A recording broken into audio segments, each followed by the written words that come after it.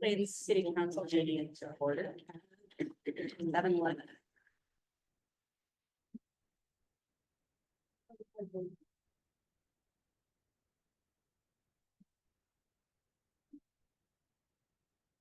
Public participation.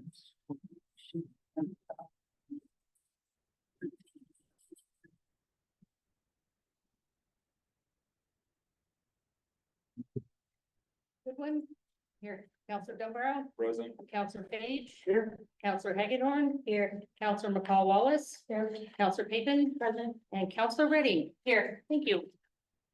All right. And we have a consent, I think there's not. We have a consent agenda, which I do want to get us through this, but I actually have some questions. So how would we like to handle that? For the consent agenda? So, go ahead. Are we not amending the agenda for? Oh, you're right. Yeah. Go So ahead. before we start, I'd like to make a motion. Due to the length of this meeting, I'd like to make a motion as follows. The motion is to move new business item number 11 to a date certain of April 14th at 19:30 hours, which is 7:30, after the Parks and Rec meeting, and move today's executive session to the end of today's meeting. Were you saying that? I'll restate. I would like to make a motion to do two things. One is to move today's new business item number 11 Which is the to a date certain of April 14th, 19:30 hours, after the Parks meeting. And two, move the executive session for today's meeting and in today's meeting to the end of the agenda. I second. I love that, but can we pause and talk about calendaring briefly before we commit everybody to the We 14th? have and maybe they discussion. can't? Yeah, That's it. Discussion is for. okay. Everybody check their phones. Is there a reason that it's the 14th versus just moving it to the next council meeting? Make your cabinets less on this. I think what we're trying to accomplish is to give us a smaller session of the same type of format with Steve as a facilitator to continue working in that collaborative process, and take some of these really great notes. So that we can wordsmith together and do more discussion than we can reasonably do in a city council meeting when we have a heavy agenda, and have things like the whiteboards and some other tools available so that we can get that work done in an actionable manner. So are we talking about a 7:30 to 10:30? Yeah, 7:30 seems late for me to be. Well, the problem is the Parks and Rec is a meeting that exact same day Okay, on a Monday, is there, and they're at 6 o'clock, so I'm giving them an hour and a half. So What- I gotta break after the Parks and Rec meeting. 4:18, what about the 16th? 4:19, I think like, oh, I'm gonna make sure that out there.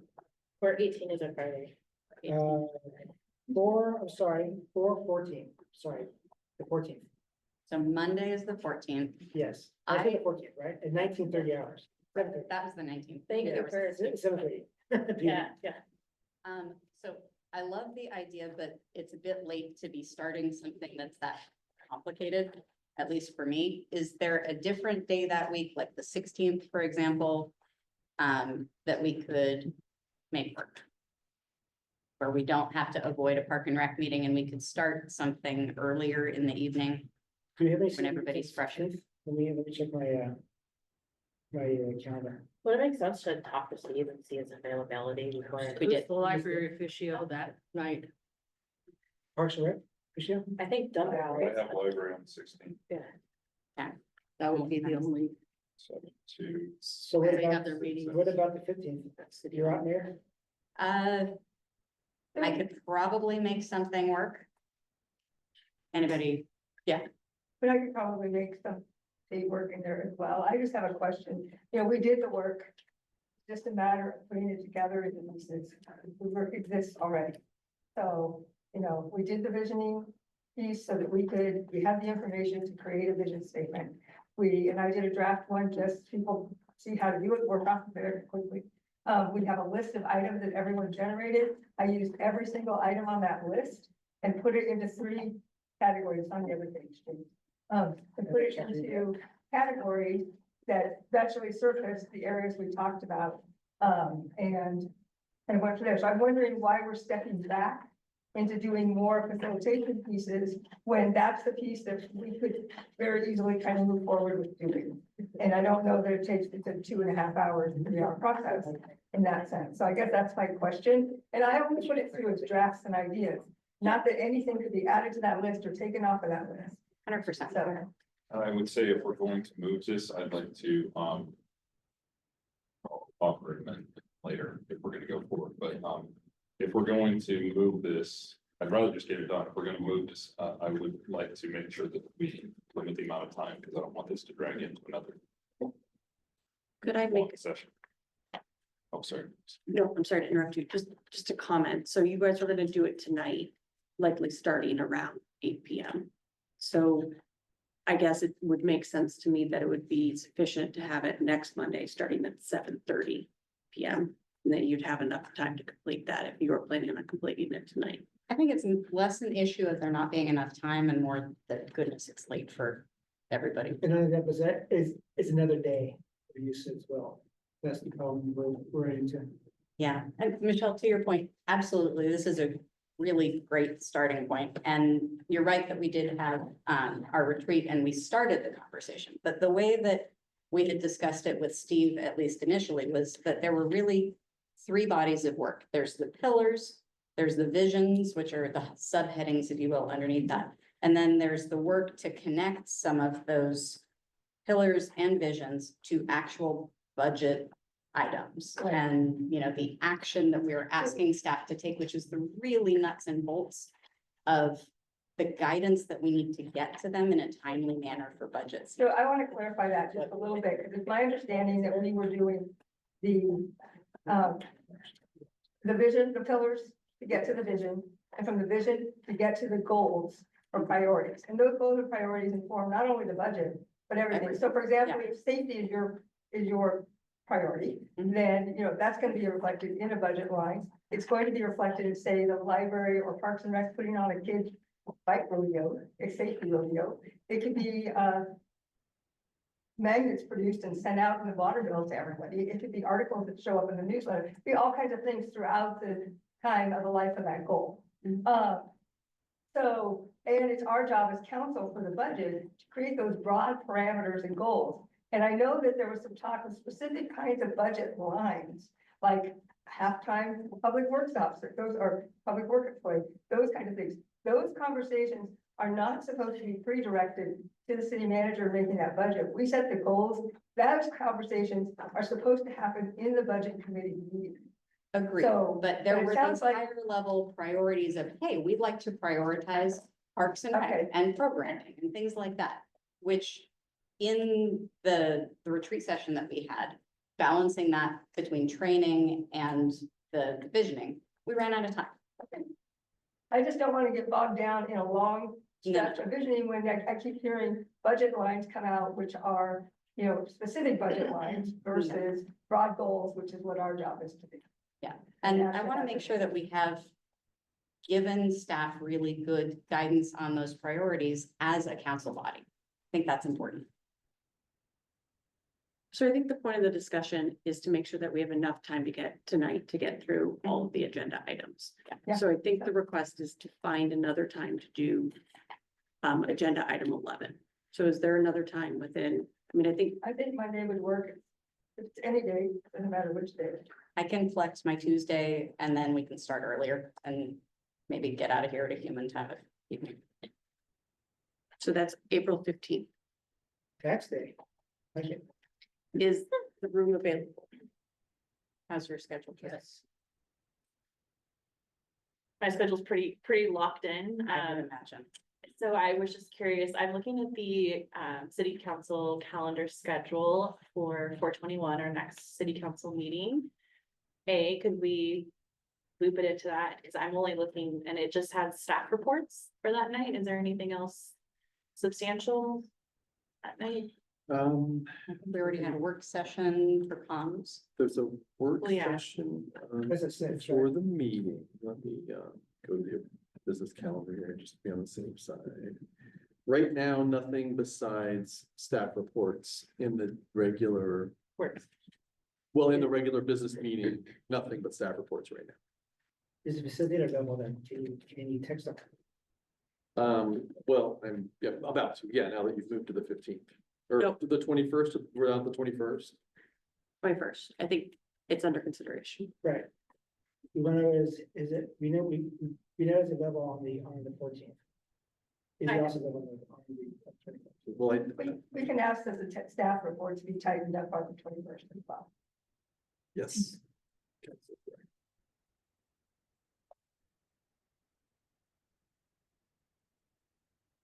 So we can make the motion pending Steve's availability. If he's not available, we can come back to this agenda item later in the evening.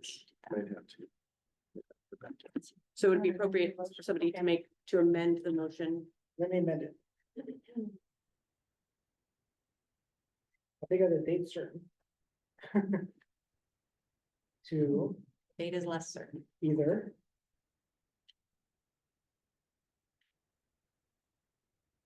And I leave the times off as well. Yeah. Mhm. Okay.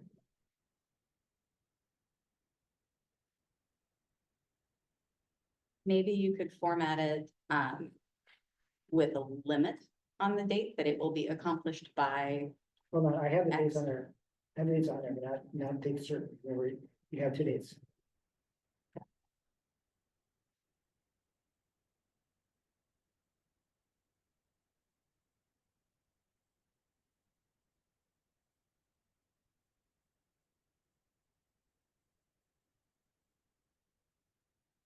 I'd like to make a motion to move new business item number 11, either April 14th or a regularly scheduled council meeting, April 21st.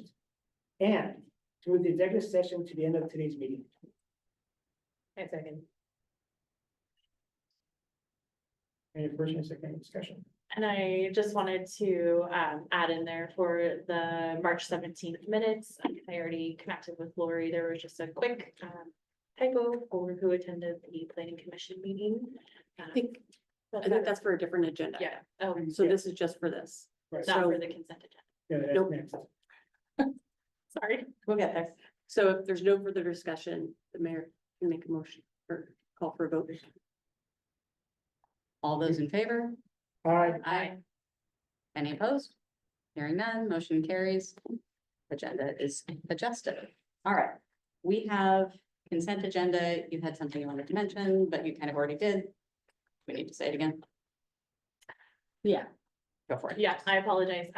Just for the consent agenda on the March 17th minutes, just a quick addition or correction that I already spoke with Lori regarding ex officio report. It says Counselor Papen attended the planning commission meeting. I did not attend planning commission meeting last week or last month. Was it Counselor Redding who attended planning commission last month as ex officio? I think so, actually.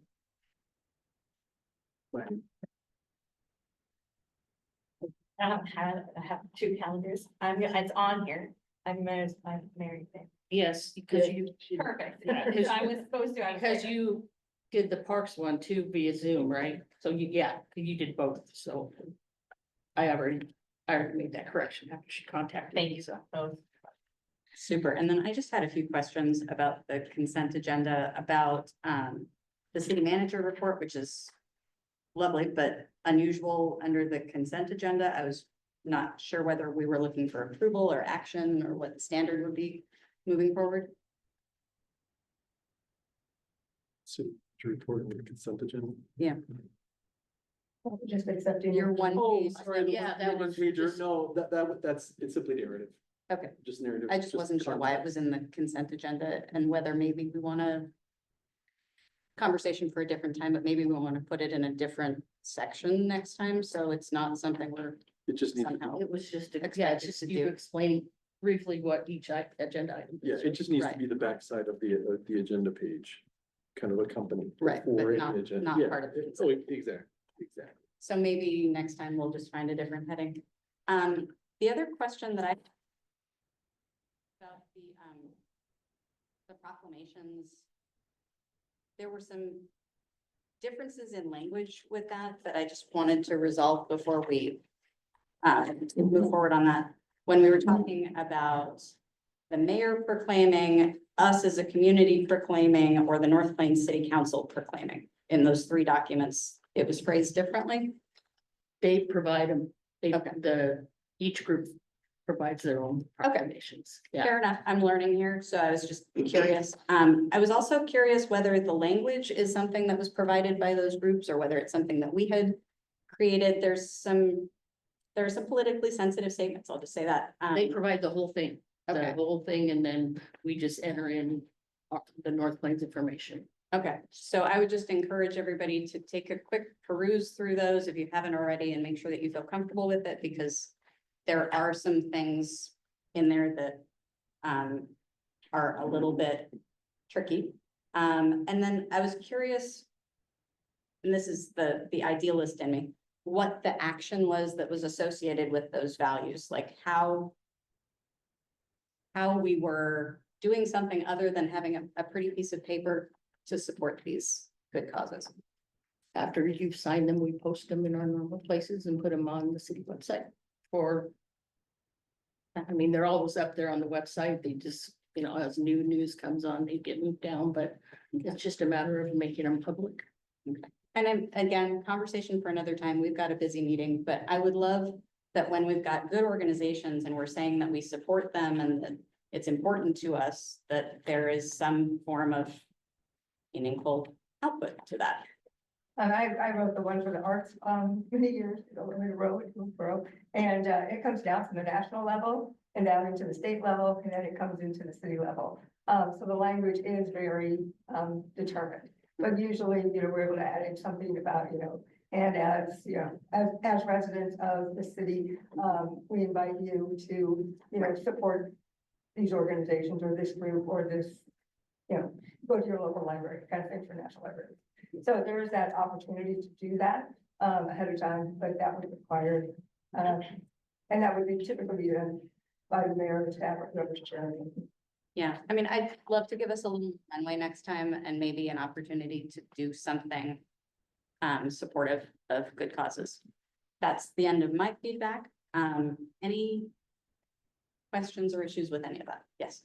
I just think just to tail on to that, specifically with the Fair Housing Month proclamation, that was something last year or the year before, I actually attended a bus tour with the Fair Housing Council of Oregon, and we toured all over Portland. And then we did it again the following year as well on the west side. So that's something that definitely I've had the opportunity to see both sides of that. And as I hear of any other, volunteer opportunities, I'll keep you abreast with that. But that is something that as a city, we've been in close contact with as well. All right, that's fantastic. Yes. I was just gonna make a motion. I'd like to make a motion to accept the consent agenda, including proclamations for National Library Week, conduct Community Development Week, and the Fair Housing Month. I'll second that. Any need for discussion beyond what we've already had? All right. All those in favor? All right, Aye. Any opposed? Hearing none, motion carries. All right, and we have public comments. I'm assuming, Lori, that we don't have anybody who submitted an online one. No. We just have these. Nothing prior, correct? Super. Larry, I apologize. I cannot read your writing perfectly, but it is Larry Gonzalez from North Plains. Something about public comment. Help me out. You. And Lori, can you help us out with time? Oh, yep. And so Larry Gonzalez, I am a resident who lives inside the city limits, North Plains. I want to make that crystal clear. I'm here in the spirit of community involvement, community participation, and transparency. So I watched a couple of city council meetings recently, and several of the people giving public comment did not clearly identify whether or not they were residents of the city of North Plains. I welcome our neighbors' comments, and I think it's important for the North Plains citizens to be aware of which people are residents and which are not. Some of these comments seem to be directed at personnel decisions and other issues. Please remember that you work for the citizens of North Plains. You are stewards of our government and how our taxes are being spent. To the citizens of North Plains, I am saying, I strongly encourage you to attend these city council meetings and give public comment when appropriate. If you do not show up, other interested parties will try to influence the city council's decisions about how city government is run and how our tax dollars are being spent. Respectfully, Larry Gonzalez, which is me. Thanks, Larry. Appreciate you. Yeah. And we have Emily Waldron, resident of North Plains. Importance of transparency and action.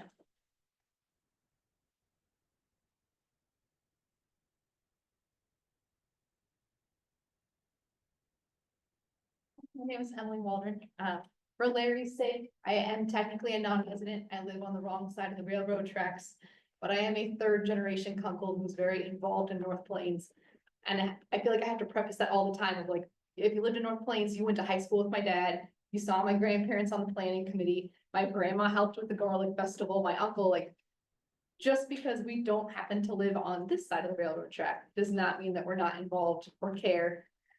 Although I will knock on doors with Larry if it gets more people to show up to these meetings, because I think it's a pity that we had more people protesting on Saturday on Glencoe than what we have actually show up here. I think I have a similar title with him of transparency and action. Just watching how divided the town of North Plains has been, whether it's attending events in the community, going to church here, being at the library, like it's so clear the division, even when you're talking to people like I was on Saturday, there's still these really deep dividing lines. Looking back at the previous council, there was a lot of action, but there wasn't always transparency about things. When I was on the RELIC committee, I was told many times that the whole data center thing was just a rumor and just a myth.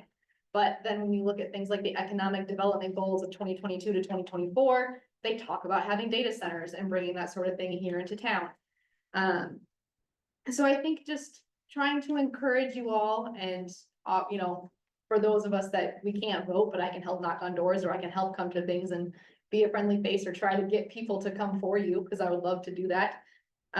Just encouraging, remembering why you started doing this and what the voters were telling you when they had elections last year, both against the urban growth boundary and in choosing a new mayor and new council members. People were pretty clear about what they wanted. So trying to take action on that as opposed to getting lost in all the little tiny nitty gritty things, because people want action, they want change, they want something different. And so I think it would be nice to start seeing that and also see a way that you all can work together to move forward and help this town kind of come back together so we can be the best North Plains that we can be. And that we can be prepared for all the changes that are going to be coming our town's way in the next 10 years, because I'm sure there'll be a lot. Even just in 5 years, there's been a lot of changes. So yeah, just take action, but be transparent and be open and be ready for everybody to want to come and look. Thank you. Thank you very much.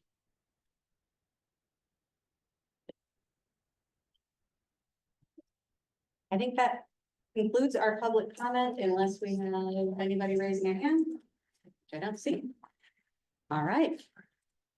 That brings us to our item 9, which is Washington County Sheriff's Office Annual Update. Welcome. Thank you so much for coming. Thank you. Sorry, a little bit late. I know there's some changes to the schedule.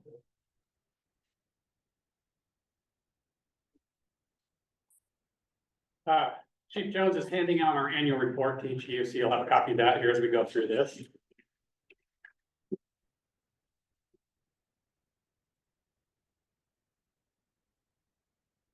So will I just say next slide when we're, awesome, thank you. Maybe a little pile of rocks. You can put in it.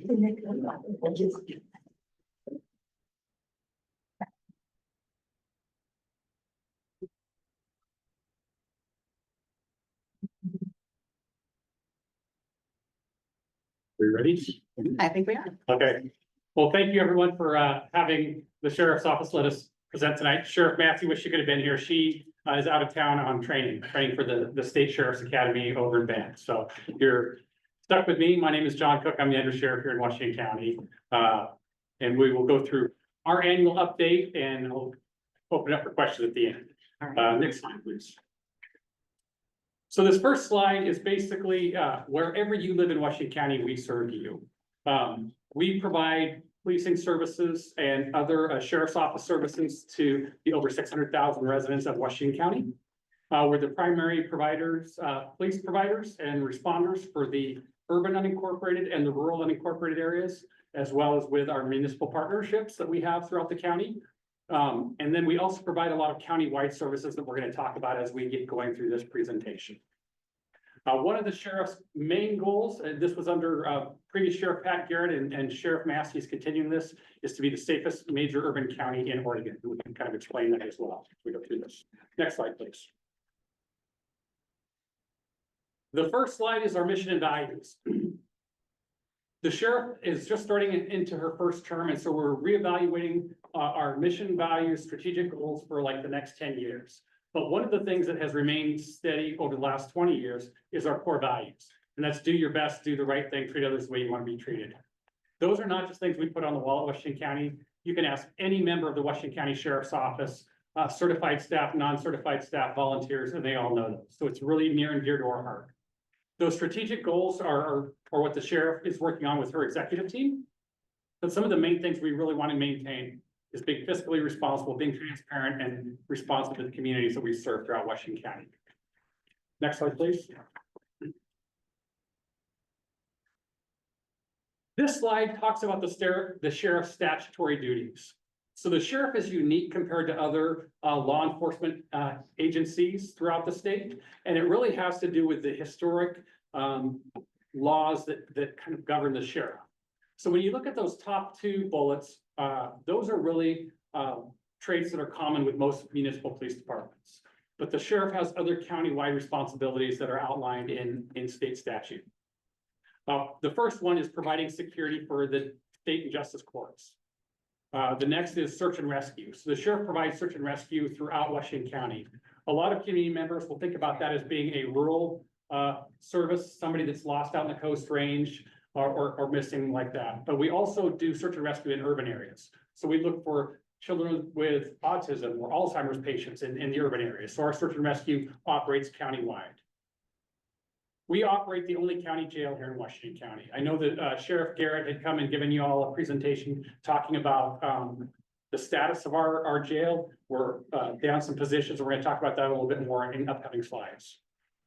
A couple of the other positions that are unique to the sheriff are executing civil process and court orders. We have a civil division that helps the courts when it comes to evictions and other court orders that are issued by the court.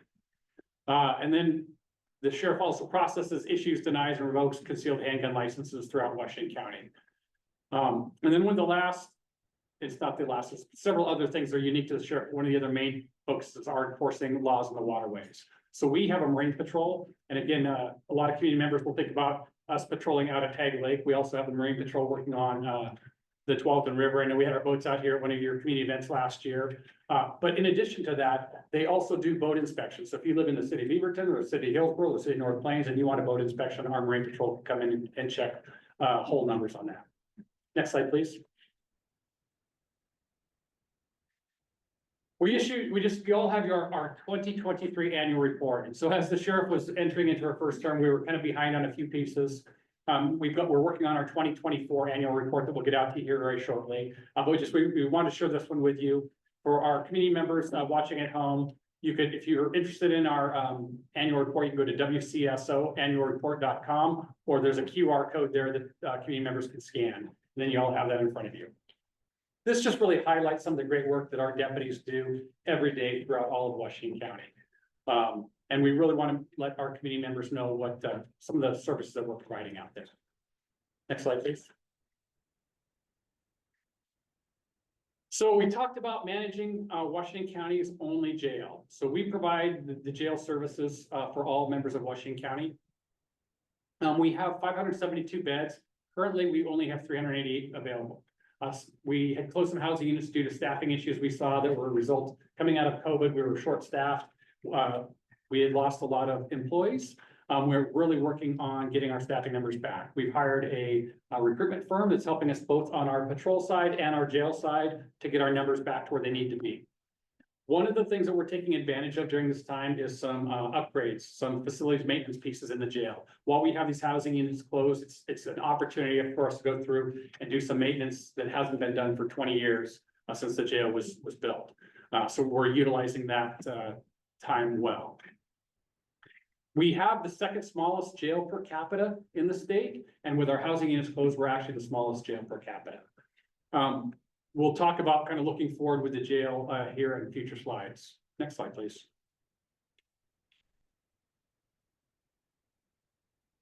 That gentleman may look very familiar to you. That's our very own Chief Nick Jones in one of his previous roles.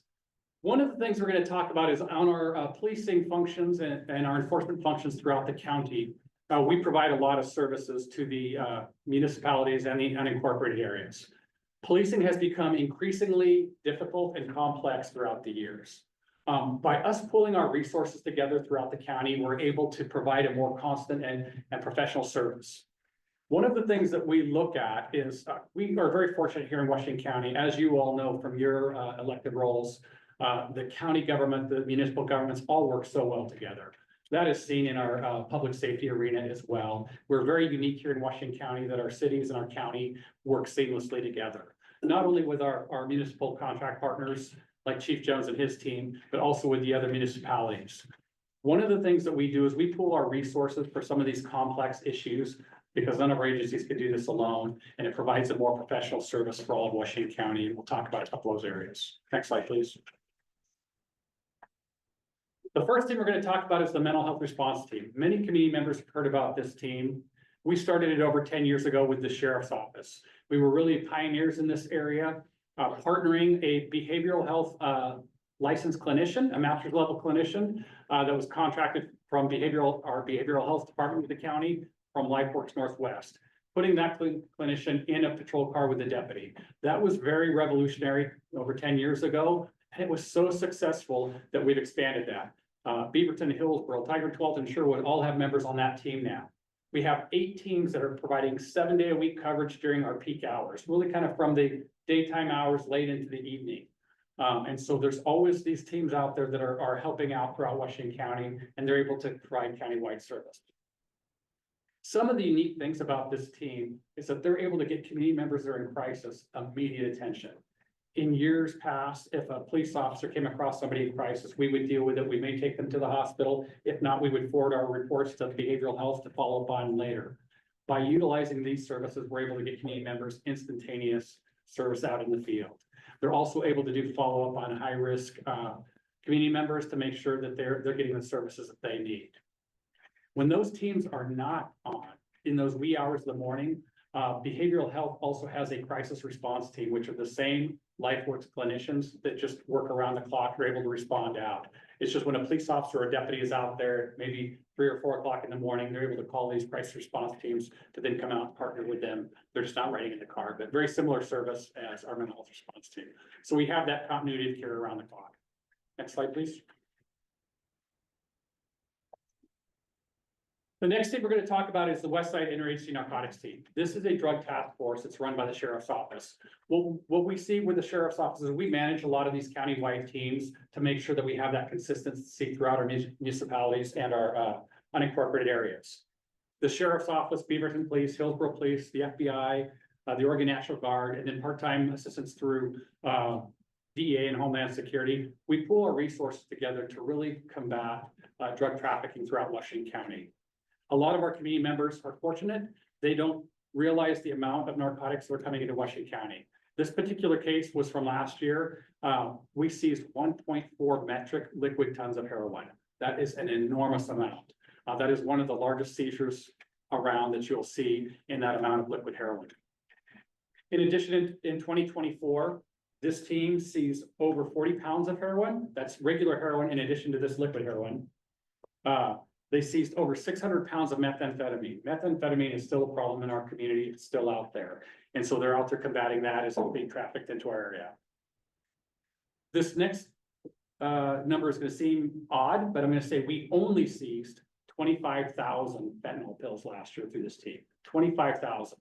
The reason I say that is because in the past 3 years, we seized almost 1.4 million fentanyl pills coming into Washington County. Wow. When we know that one pill can kill Yeah. 1.4 million pills, how many lives were saved by those seizures? There's no way to measure that. Locally, are they? What's that? Are they imported to someplace else or are they made locally? No, they're all imported they're imported into Washington County. Most of them are manufactured outside of the country and brought into the country. And so this team, that's why we have our federal partnerships on there. We're able to help track some of these amounts of drugs as they're coming into Washington County and interdict them and keep them from coming onto our streets. In addition to seizing these drugs that are coming into Washington County, this team also helps with the deployment and tracking of Narcan. Most of our deputies and police officers carry Narcan out in the field. We're first responders a lot of times before fire and medical arrive. And so our deputies are able to deploy Narcan to community members that need it if they're experiencing an overdose situation. As we've seen over the last few years, our Narcan deployments have actually gone down.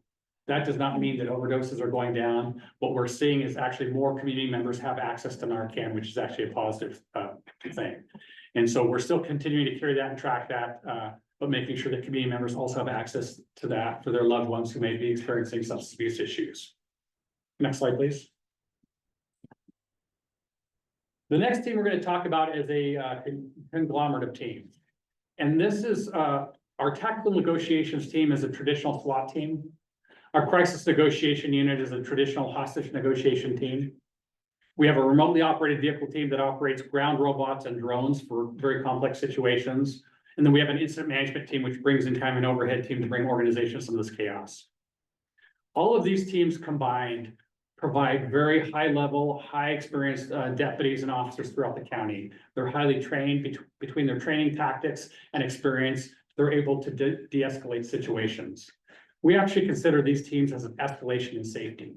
Our SWAT team deploys over 100 times a year here in Washington County. Most community members do not hear about that. Because of work with the crisis negotiation unit and the other teams, they're able to come in, slow down situations where community members may be in crisis with firearms, actively engaging in violence, and they're able to slow these situations down, contact the community members and really de-escalate these incidents safely. When we look at the use of force that come out of these teams, it is so small compared to national averages. It shows the experience and the training that these teams receive. And again, by us pulling together these resources, having these countywide teams that the sheriff's office manages a lot of those teams, it doesn't matter where you live in Washington County, you're able to receive these professional, experienced police officers to de-escalate situations and get a good service for all of our community members across Washington County. Next slide, please. So looking forward, I talked a lot about what we're currently doing and what we're seeing across Washington County. We talked about our jail issues. Our jail was built in about 2000 with a vision for about 25 to 30 years. We're looking out now another 30 years. We're looking out until 2055, which seems like a long time from now, but we really want to do that long-term strategic planning. What do we need here in Washington County? And so we currently have a contractor that is looking at a jail capacity study to see what our needs are going to be throughout the county for the next 30 years. We know we're going to need more jail space. That's just the reality. And we know the jail of tomorrow is not going to look like the jail of today. When we look at modern jails, and our jail is still considered very modern compared to a lot of places across the country. But when we look at the way things have transformed, we need more substance abuse assistance. We need more mental health assistance in our jail. Some of the more current jails look more like a doctor's office where they have a lot of services and they're really a more calming environment for community members that are coming into those environments for the first time because it is very stressful. So there'll be more that you'll hear about that. We do have a steering committee, couple that we have different municipal and county partners that are looking at this to ensure that we're keeping our eyes wide open as we build the jail in the future and make sure that we're serving all of Washington County into the future. The facilities updates, the county has helped us with a lot of funding to upgrade the jail and other facilities throughout the sheriff's office. We've added another courthouse to our current jail. which has kind of displaced some of our patrol folks, but we're trying to find, some resources for those folks, but definitely, we're upgrading all of those facilities. So left, yes, ma'am. Just purely out of curiosity, when you're looking at the jail of the future and this forecast for 2055, are we still looking at the same footprint theoretically of where it is in Hillsborough? Yes, ma'am. So when the current jail was built, it was actually built with the vision of expansion. So I know a lot of you have had the opportunity to tour our jail, and if you haven't, we would be willing to bring you out anytime to look through it, because it's not what most community members think of when they see a jail. It is set in a pod in a modular format, and there is room on our current footprint to add additional pods. So when this was initially designed, it was designed to actually double in size at the far west end of our facility. We've had community members say, well, should you, if you were to build a new jail, should it be centered maybe like more in Beaverton or South County down on Tiger? The reality is, by keeping it in the same footprint, there's an economies of scale. We provide a lot of medical service, a lot of classroom services. We help adults in custody get GEDs. By keeping that all in one location, it's a lot more cost effective to provide a lot of those services at that facility. So yes, the goal would be to maintain it on that same footprint, just for a lot of those services. Very well thought out. Yes, long before our time, but the generation ahead of us definitely had a good plan for that. You also have less than a year of the incarceration is less than a year. Prisons are more than a year.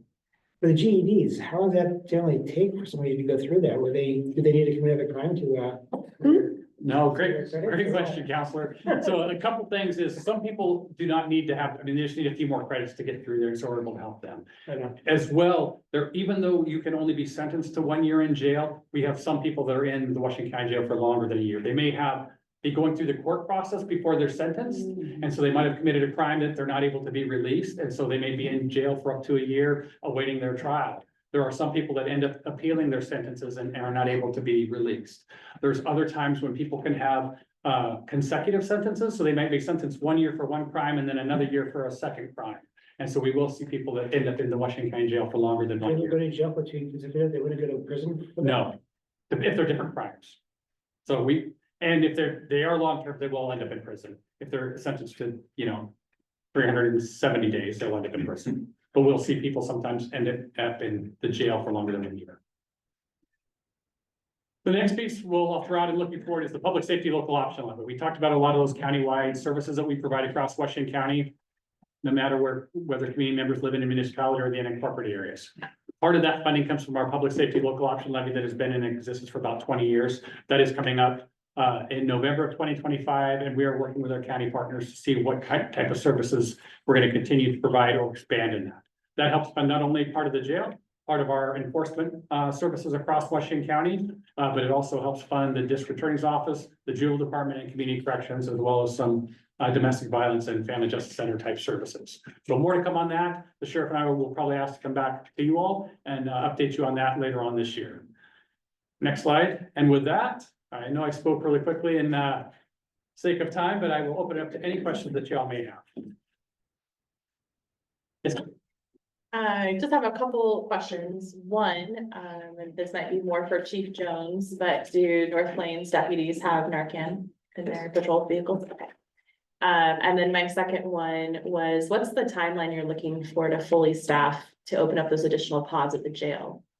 We would like, I will say that our construction will be done in mid-2026, our upgrade. So we're hoping to be pretty close to being able to open it up fully at that point. It really has to do with how much hiring we can do between now and how many people retire and move on to other places. What we are seeing is an increased hiring process right now. We're doing everything we can to shorten that process, bring in laterals, do other things to really entice folks to come and work for the Washington County Sheriff's Office. And so we're definitely seeing the tide turning on those staffing shortages, but it's going to take a little bit of time. Even when we hire somebody today, it takes them about 18 months before they're able to be out there serving the community. We do a lot of in-house training. We send them down to the state academy. They have to go through field training, and then they still get checked off before they're able to be out there solo serving the community. Thank you. Other questions? We'll say, I mean, I go to church with several deputies and I've been to jail a couple times as a tourist, not as a. I was gonna say. No, we appreciate it. my son was in search and rescue.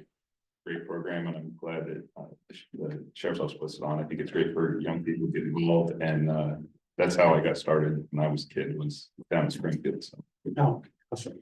Well, thank you for your son for serving for our community, and it is great to see what our search and rescue volunteers do. I mean, they volunteer thousands of hours to Washington County, which is just a great asset. Thank you.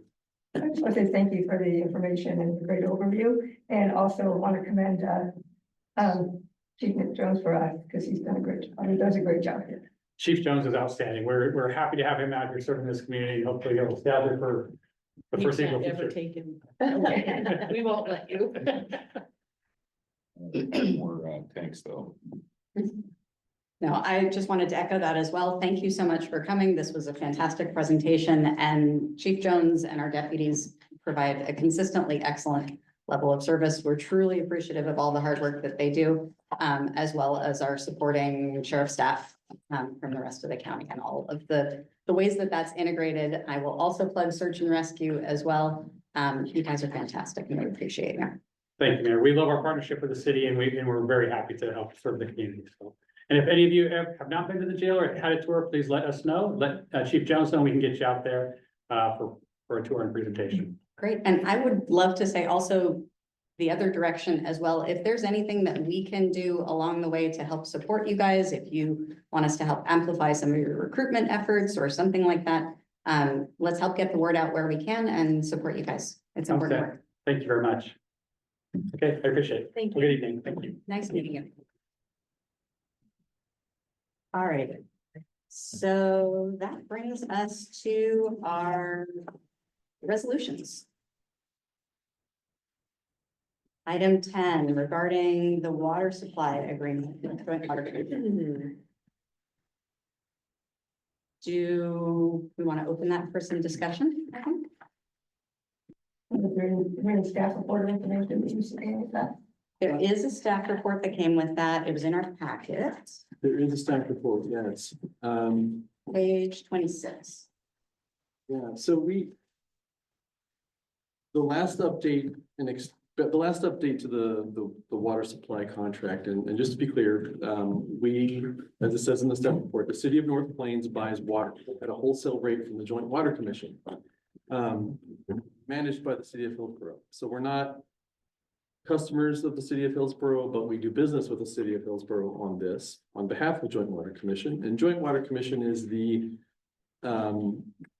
Washington County-wide cooperative of a number of different cities and other agencies, West Slope Water District, Tualatin Valley Water District.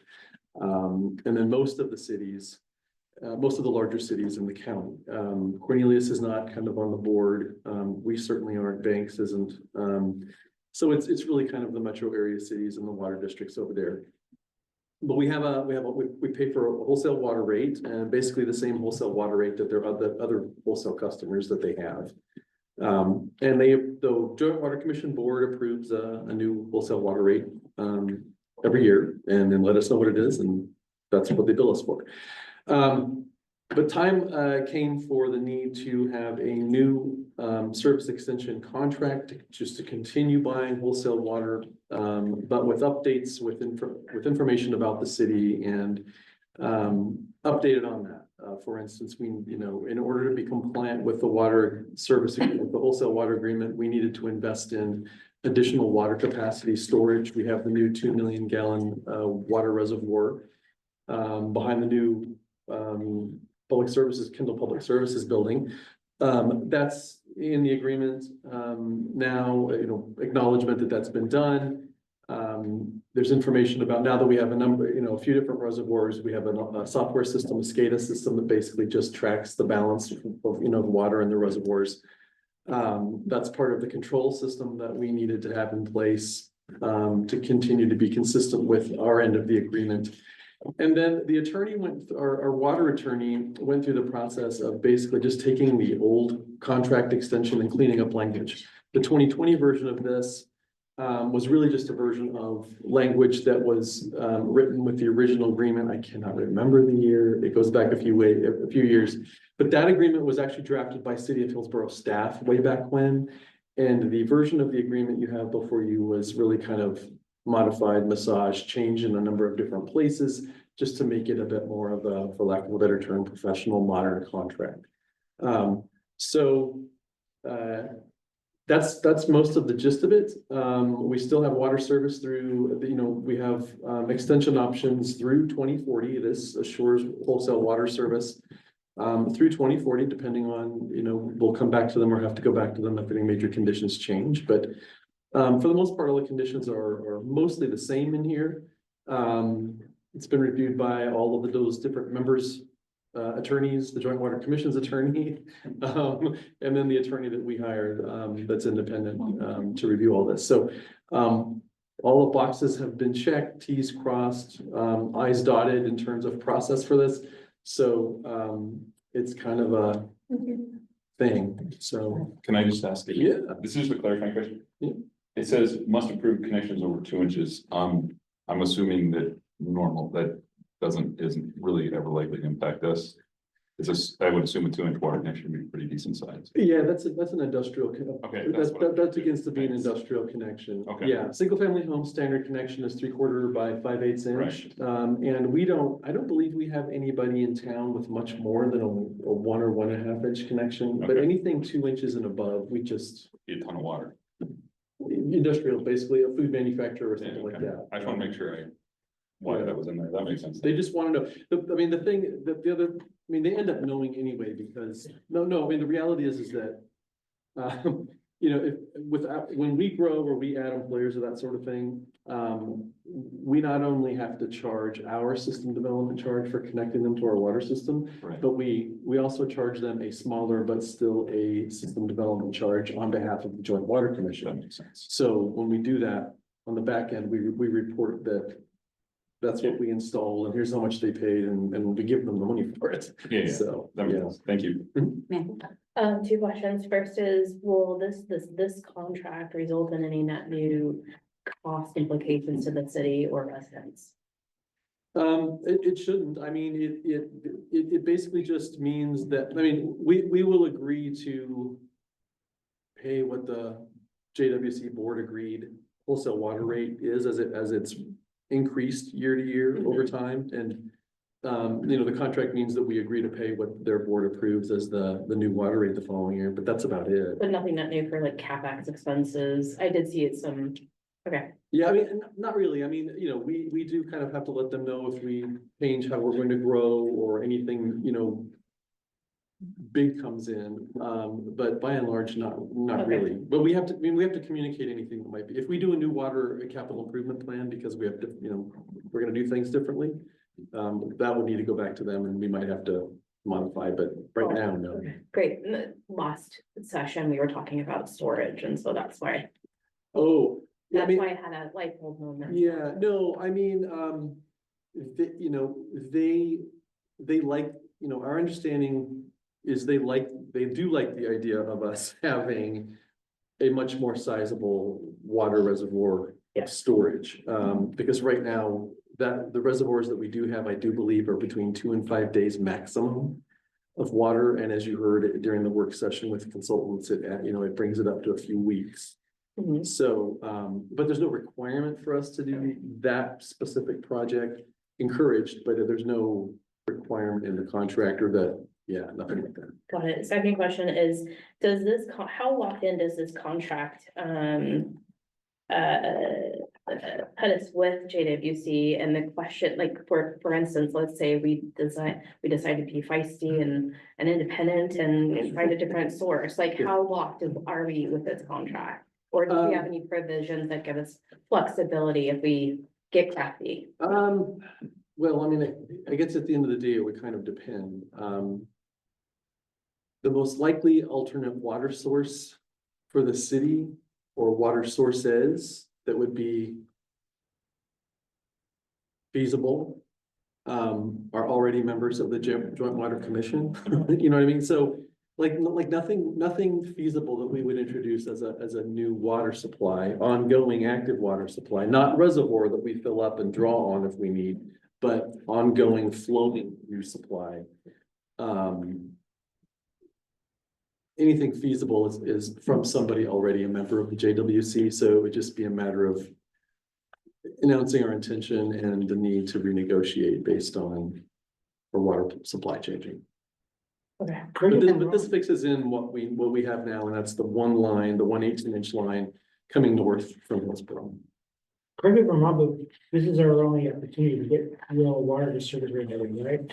I mean, we could buy from somebody else, but then they have to be the middleman in addition to what they're paying. They're getting their margins addressed. At this point, without a new physical line connecting us to somewhere else, this is the only thing we have. So you mentioned the water attorney, who I haven't heard of or met yet. Is that also someone with BEH or? No, he's independent. Rob Drake, when he was interim, brought him in because he had done a number of water contracts in different cities Rob had worked in, including Cornelius.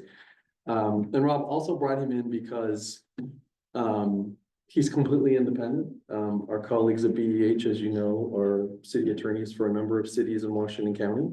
And Rob felt that a fully independent person on the water side of things would be appropriate. Okay. Have you had a chance to review the contract as well? I have not. I'm assuming it's somebody from maybe Cable Houston. I believe that's who he's with, yeah.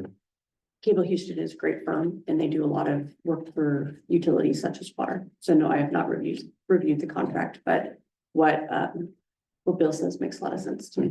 Okay.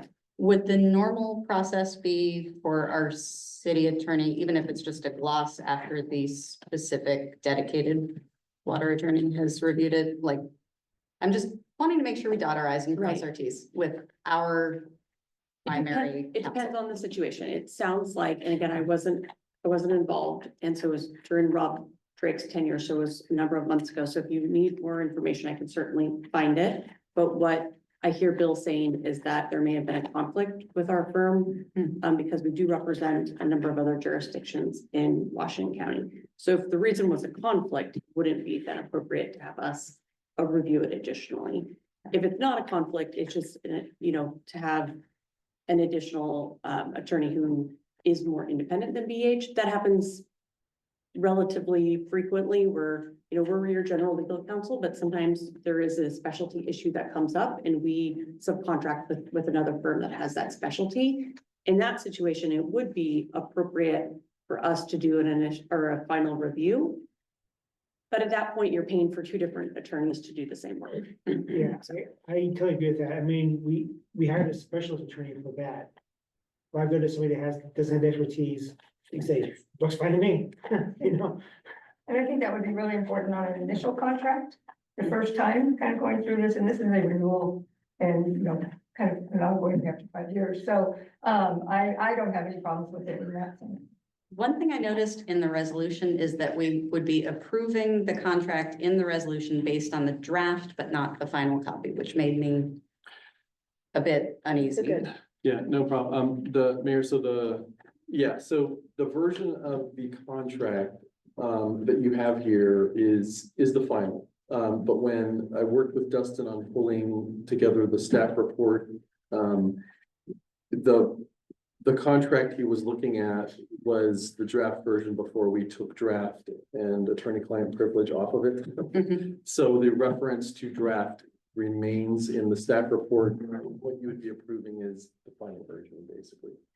Super, that's encouraging. And then are we, for example, assured our necessary volume, whether that's for filling the potential new storage, or, as our capacity needs change, what assurances do we have that will be provided? And do we have any kind of recourse if there are service levels or other requirements in the contract which are not met? Do we have recourse as far as funding or? I think getting into that detail is something that perhaps if you do have those questions, I would reserve them for Peter who worked on this. Regarding the amount of capacity, the contract the contract declares basically that there is capacity for the city, I believe, is using forget the time period, but there's an additional 1/3 capacity above and beyond what we're already using to assure. And the amount of, and we will not grow, the amount of growth that we can do will not begin to get close to that. Right. And so there's kind of, the amount of capacity for water flow in this contract is well above kind of what we'll be hitting anytime soon.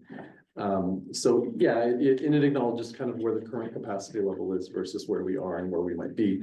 And our existing capital improvement plan for water is consistent with that. We don't have plans for any major expansion in our current plan. So that's what Excellent. that's what this covers. And then it mentions a curtailment plan. And there being an obligation to get that in place within a year. I don't think Dustin's here tonight. I would leave that question for him because he's the one who's been handling that.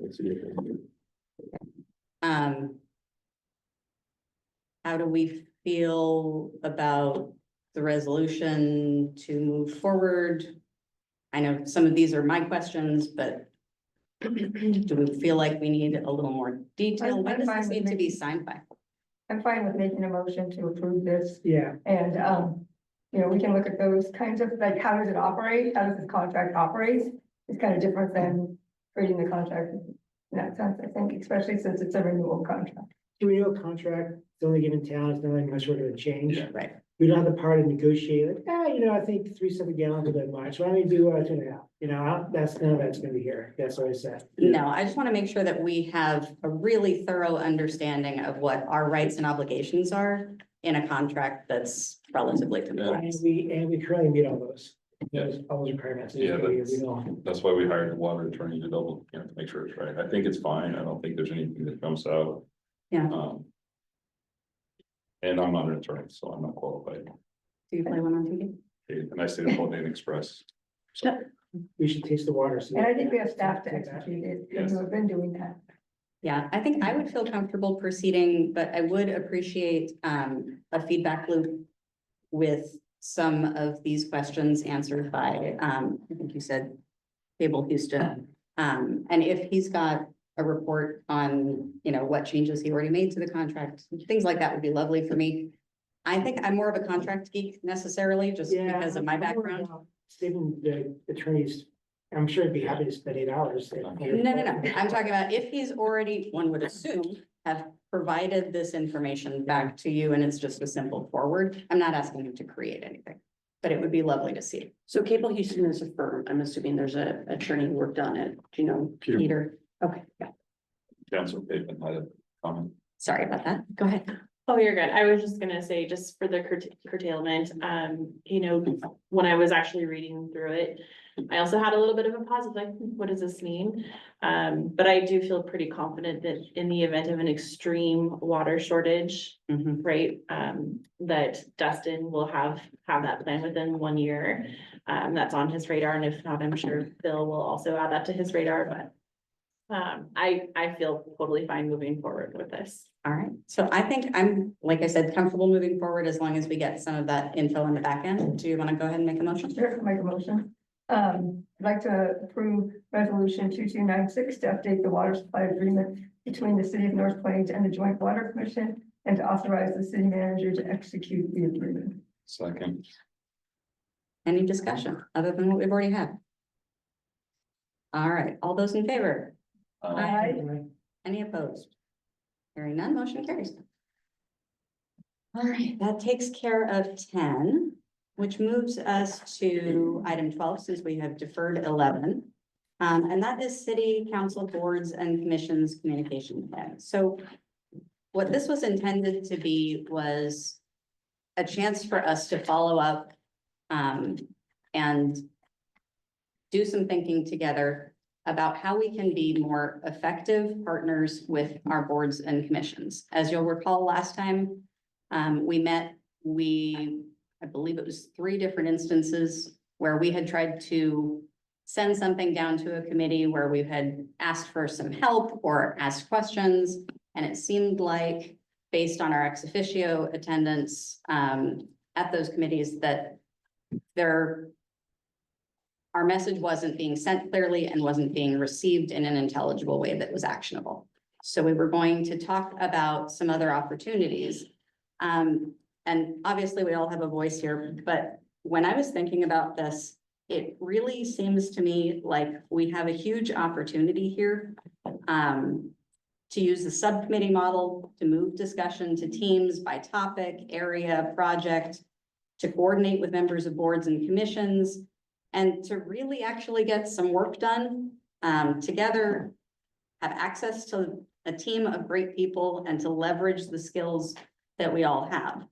I think we're all here to make a difference. And if we were to say that we were going to establish formal non-quorum subcommittees, I think that could really help us in a meaningful manner get a hold of some of these more complex issues that are just tough to talk about when we're all sitting here. And I'd love to see us at least try an experiment with that. What other thoughts do people have?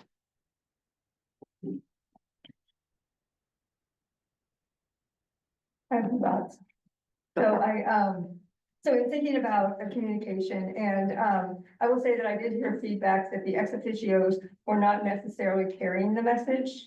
You know, in one meeting, I saw that the city manager carried the message. In another, the ex officio was there, but didn't actually engage in that conversation or add any clarification or anything with that. So, you know, I think that's a piece to be thinking about, the role of the ex officio, just in general.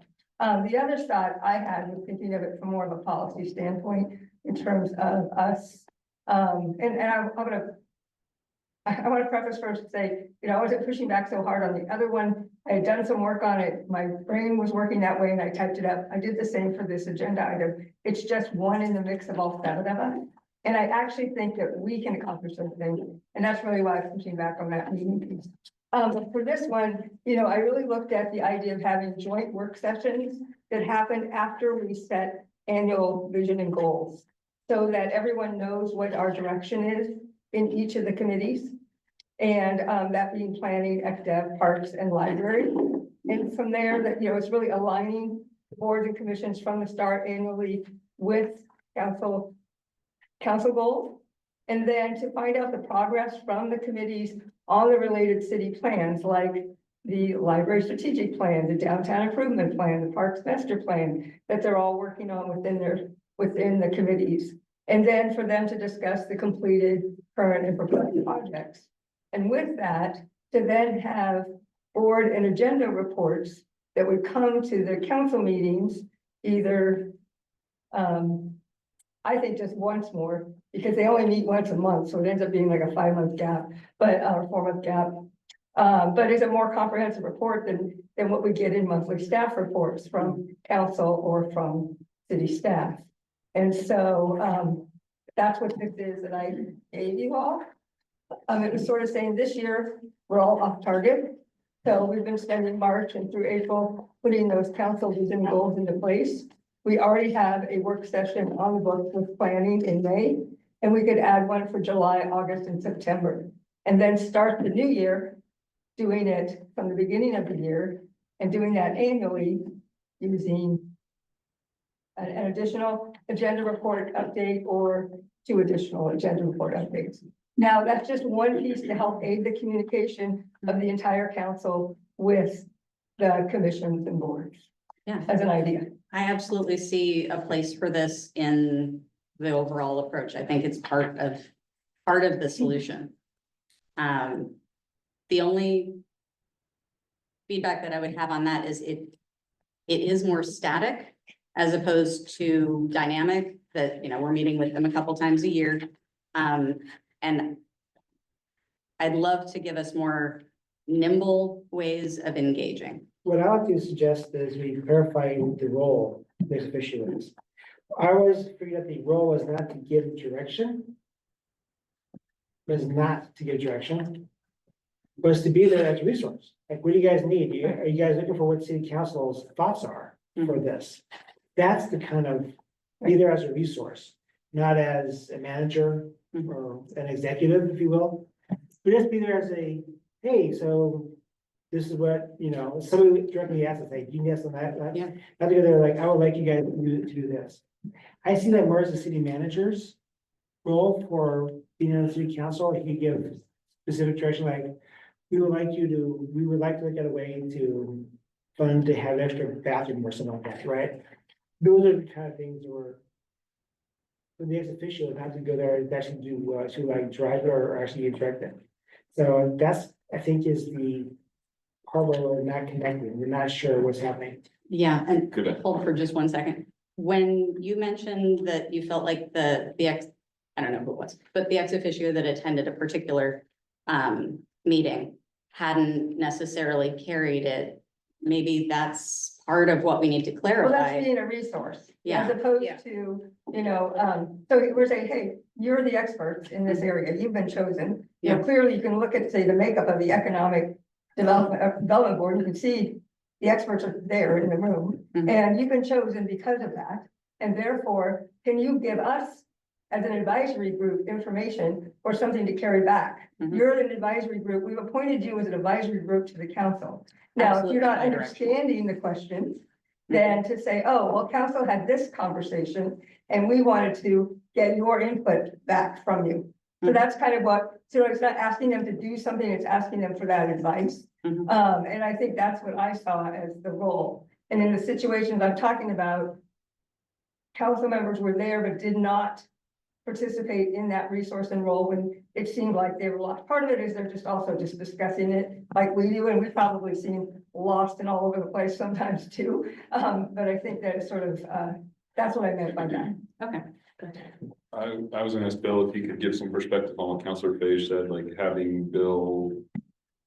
Right, because again, I've only been to a couple of these, so bear with me, but that was my understanding, but I just wanted Bill's perspective, like, does that make sense to you? Is that something that you should be doing?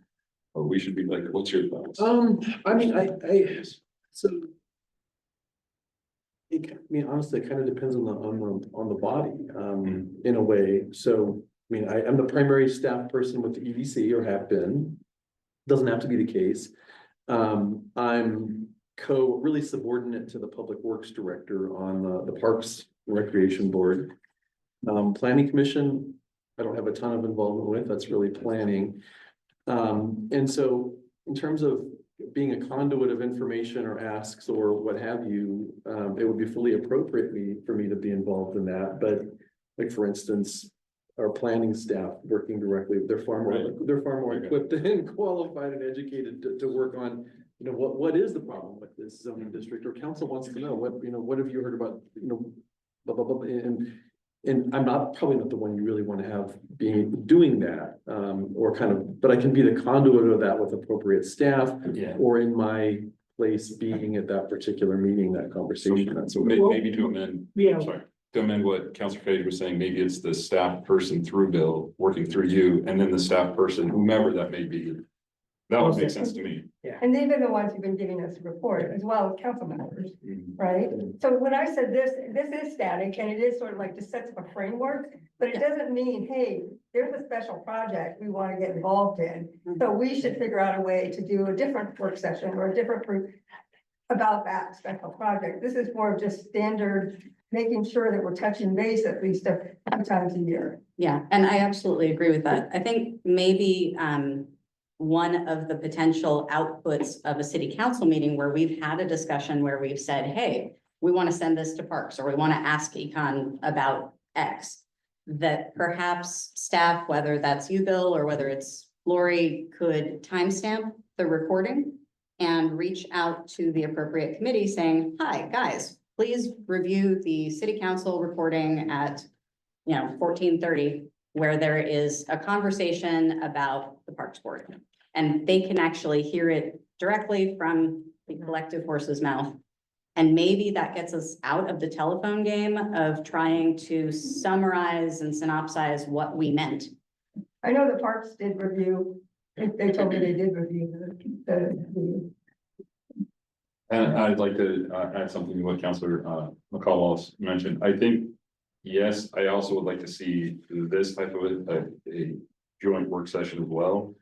Because I think that will help us not, it'll help us as a council to understand where they're coming from and then help us to give them feedback on what we think. And also we'll learn, because we may have things wrong, we may misunderstand something, well, I will misunderstand something, I don't know about the rest of you. But the goal is, I feel like that the joint work sessions could help to create more cohesive, and then having them come in and present, you know, it could just be one member. But they could present whatever they wanted on the off one, or up the report, sorry, report. Yeah, I'm actually, in my report for, I went to the economic development meeting this month. I mean, they are preparing a report for you, for us, for all of us. Yeah. You know, that is something that they're doing so that they can make sure that we have that information about what they've been working on, you know, what questions they have, that sort of thing. And so, but not all of them are doing that because it's not a standardized practice. What I'm saying is if we make that kind of the policy piece, please come to us.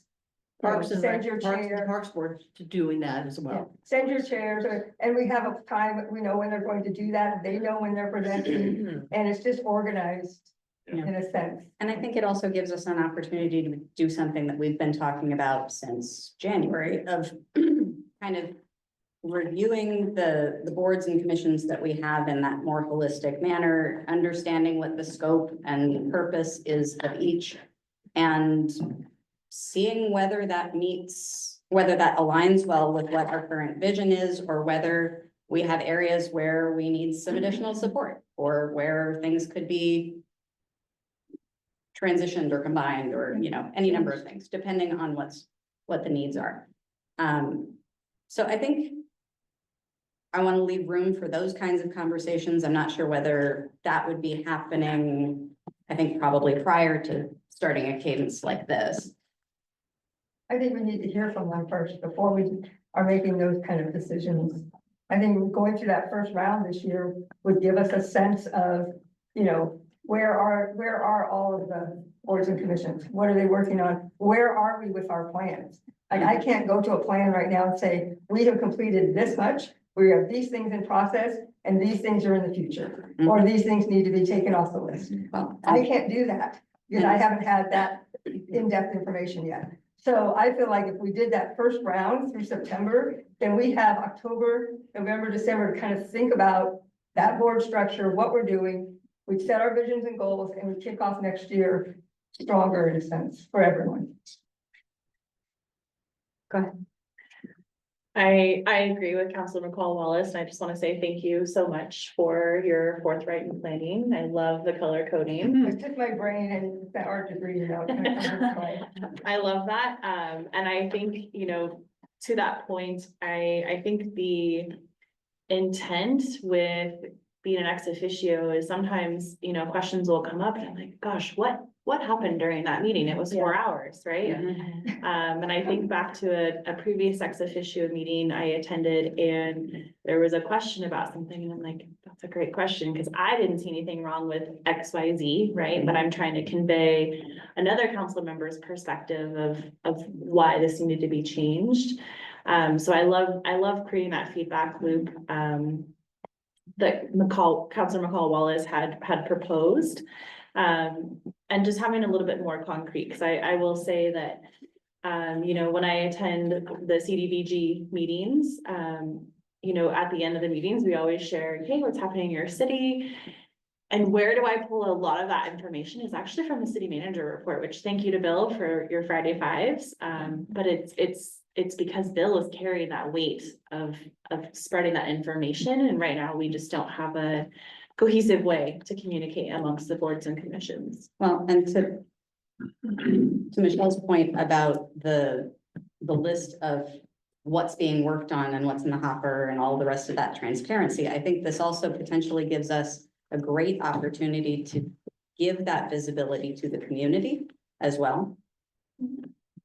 I'd like to hear what Councilor Amador or Councilor Redding has to say. Ready, If anything. ready. I said Redding, Oh, did you? yeah, and Hagedorn. Oh, We haven't heard from, I've been talking, and I just wanted to make sure that everybody has a chance to weigh in on this.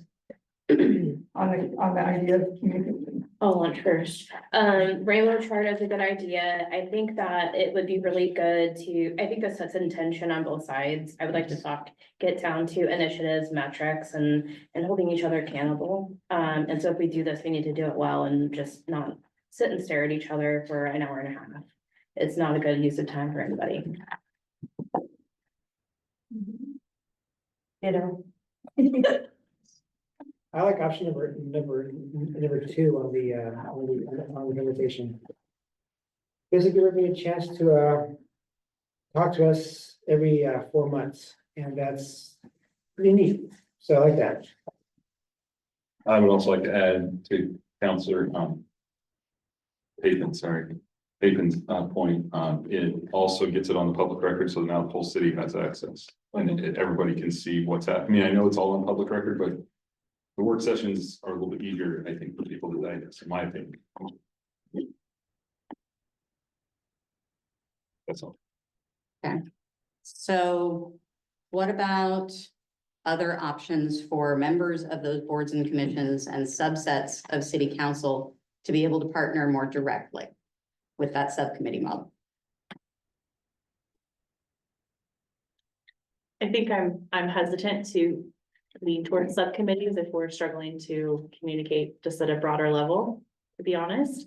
I'm open to the idea, but I think we might be putting the cart before, or the horse before the cart. What's the saying? That's a fair Yeah, statement, like start off with the, like test drive this and then do a shakeout and then see if there's a reason to go a click down.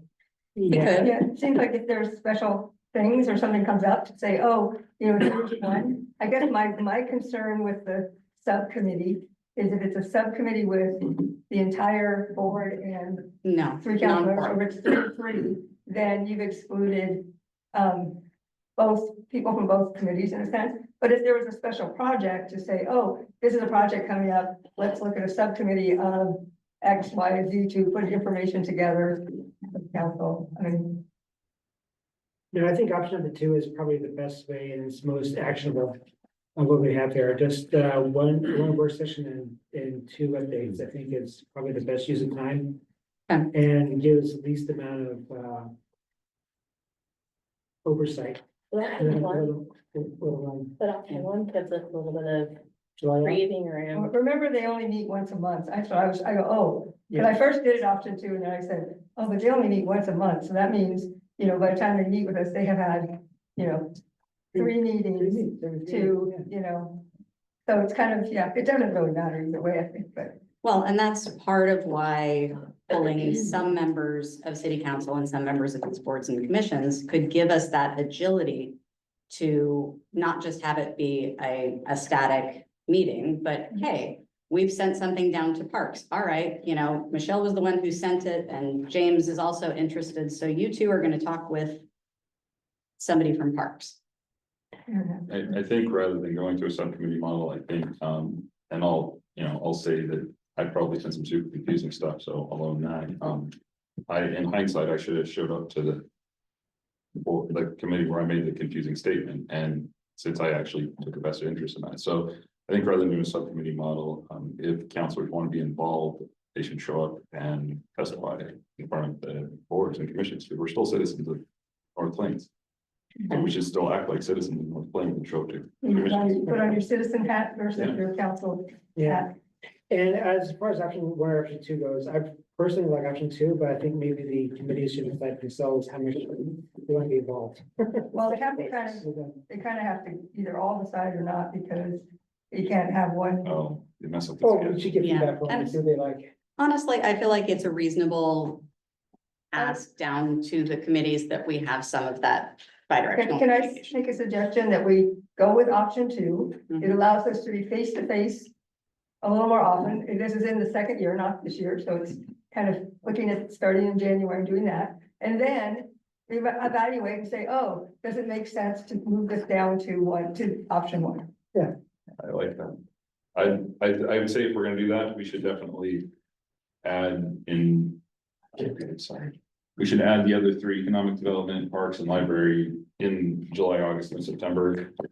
to finish out this year, so at least we get a work session with each. Yeah, board. I would still stay with the 2025 I agree. personally, just so that we all get that information and that we can really be And sort of then, ready. I know it takes time. yeah, And if we're doing this on our own, we would be having, like 4 meetings next week and getting everybody on board, and then by June, we're rolling, but it just takes more time, and considering how often they meet and how often we meet, agree. come get there. Well, just to, and not beating the dead horse, but just to be clear, when I'm talking about that subcommittee model, as long as we keep this non-quorum, it's not necessarily that we're asking people to have more meetings. It's, hey, Michelle, James, you're going to be sending an email that the rest of us aren't privy to and I don't see a coordinate. lot of people agreeing with the second meeting model. Maybe you should stop it. I think we should go with Yeah. option number 2 here. Yeah, I and just that's- feel like we're not.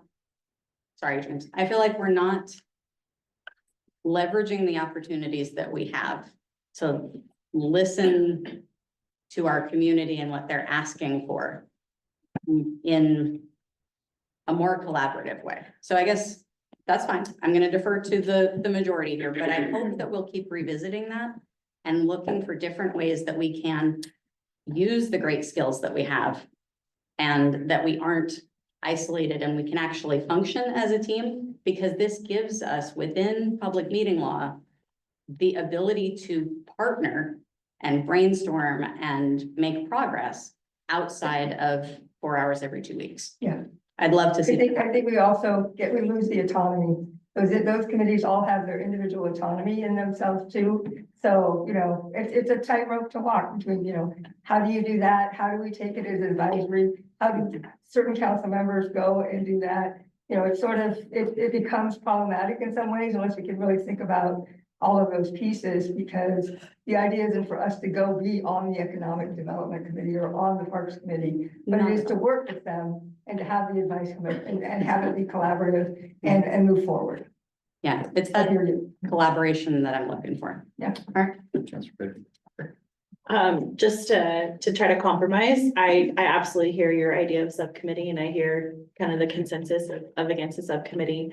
Could we compromise and, as we do these proposed work sessions in May and July, August and September, would that be something that we could compromise, that Mayor Goodwin could throw the first stone out and ask, for feedback of like, hey, what are your thoughts of subcommittees? And then by September, we'll have a clearer picture of kind of the consensus of the rest of the boards and commissions. Yeah, And we I can mean, that always might be, rework the that might be a calendar. piece of it to experiment and see how well it works. I like that, and then, I mean, who knows, we might even not like any of this by the time we're done with it, so let's just go through, test drive the rainbow chart in 2025, and then put a stake in the calendar to revisit this at a future date on our backlog. So do we need to make this is a Yeah. catch point. Ask. Do we need a motion? In order to include these into the discussion about the proposed Why don't we make it a policy and make it a motion? I Can don't we just, even know how to put that in well, order. since we're just doing it, couldn't we just add it to the calendar under city manager report? well, not only that, but can we just put it into the various committees agenda item to have them look at it and discuss it amongst themselves and get a consensus of what they think first, or do you just want to go for it? Socialize it, then I think- formalize it. At the very least, we need to make sure we're communicating clearly, because if we just send them this, Yeah, they're not gonna so we understand. need to put it there and have a discussion about it for each of the committees for next I month. think we should just invite them to a work session and ask for those things in the work session. That we ask for that update, that we ask for, and that, if we want to make a motion right now to accept the 2025 as presented, and option 2 in moving forward in 2026, that we do that. I don't think we need to ask the committee's permission to have a work session with them. I think this is formal though, right? You just ask for it. We are a formal body. Can I provide a suggestion? Yeah. So the council should take a vote on, moving forward with one of the two plans and then ask staff to execute that. There you go. Simple. All right. Okay. I move to, the remainder of 2025 to adopt the first plan. Option 2. right? Option two. And option First you two, have to adopt option about 2025 yes, with option 2. 2025, and then option 2 going forward. I'll second that. And direct staff. to execute. And direct staff. Sorry. I'm just adding to the motion. Thank you. All right, do we feel like we need more discussion? Okay, all those in favor? All right. Aye. Any opposed? Hearing none. Okay. All right, can we take a break? Let's go ahead and pause. I think he was going to.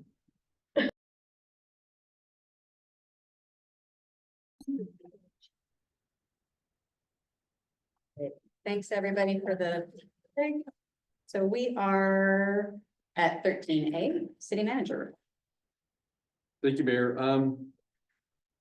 Just a few things to kind of touch on. Number one, to the credit of Chief Jones and his team, and some very good event planning this weekend. We did have a rally protest, part of the other protests that were happening on Saturday in other different cities across the country, but certainly in Washington County. And,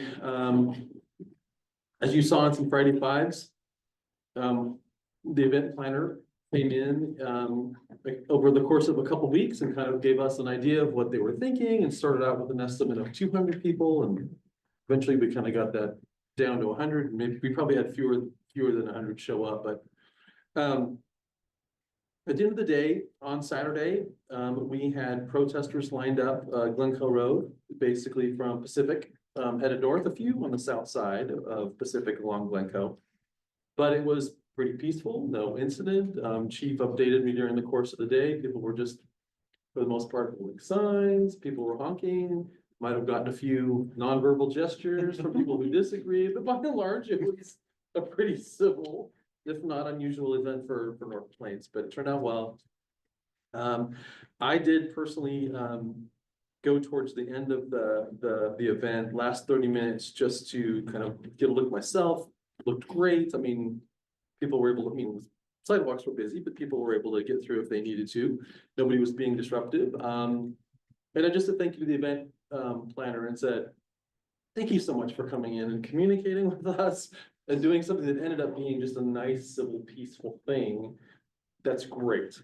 And so, and then took a photo and said, hey, look, North Plains has a thing going on too, you know?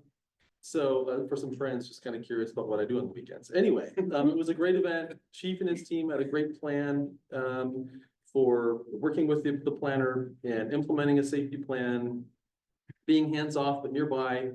And it all went extremely well. So thank you, Chief, and your team. So that was kind of maybe the first thing to talk about. The second one is I got the budget committee, the budget approval, hearing and approval process out by email on Friday. I heard back from only one person. Larry Gonzalez is going to be gone the first meeting, but that's the meeting where we're going to kind of do orientation about rule or budget law rules, things like that.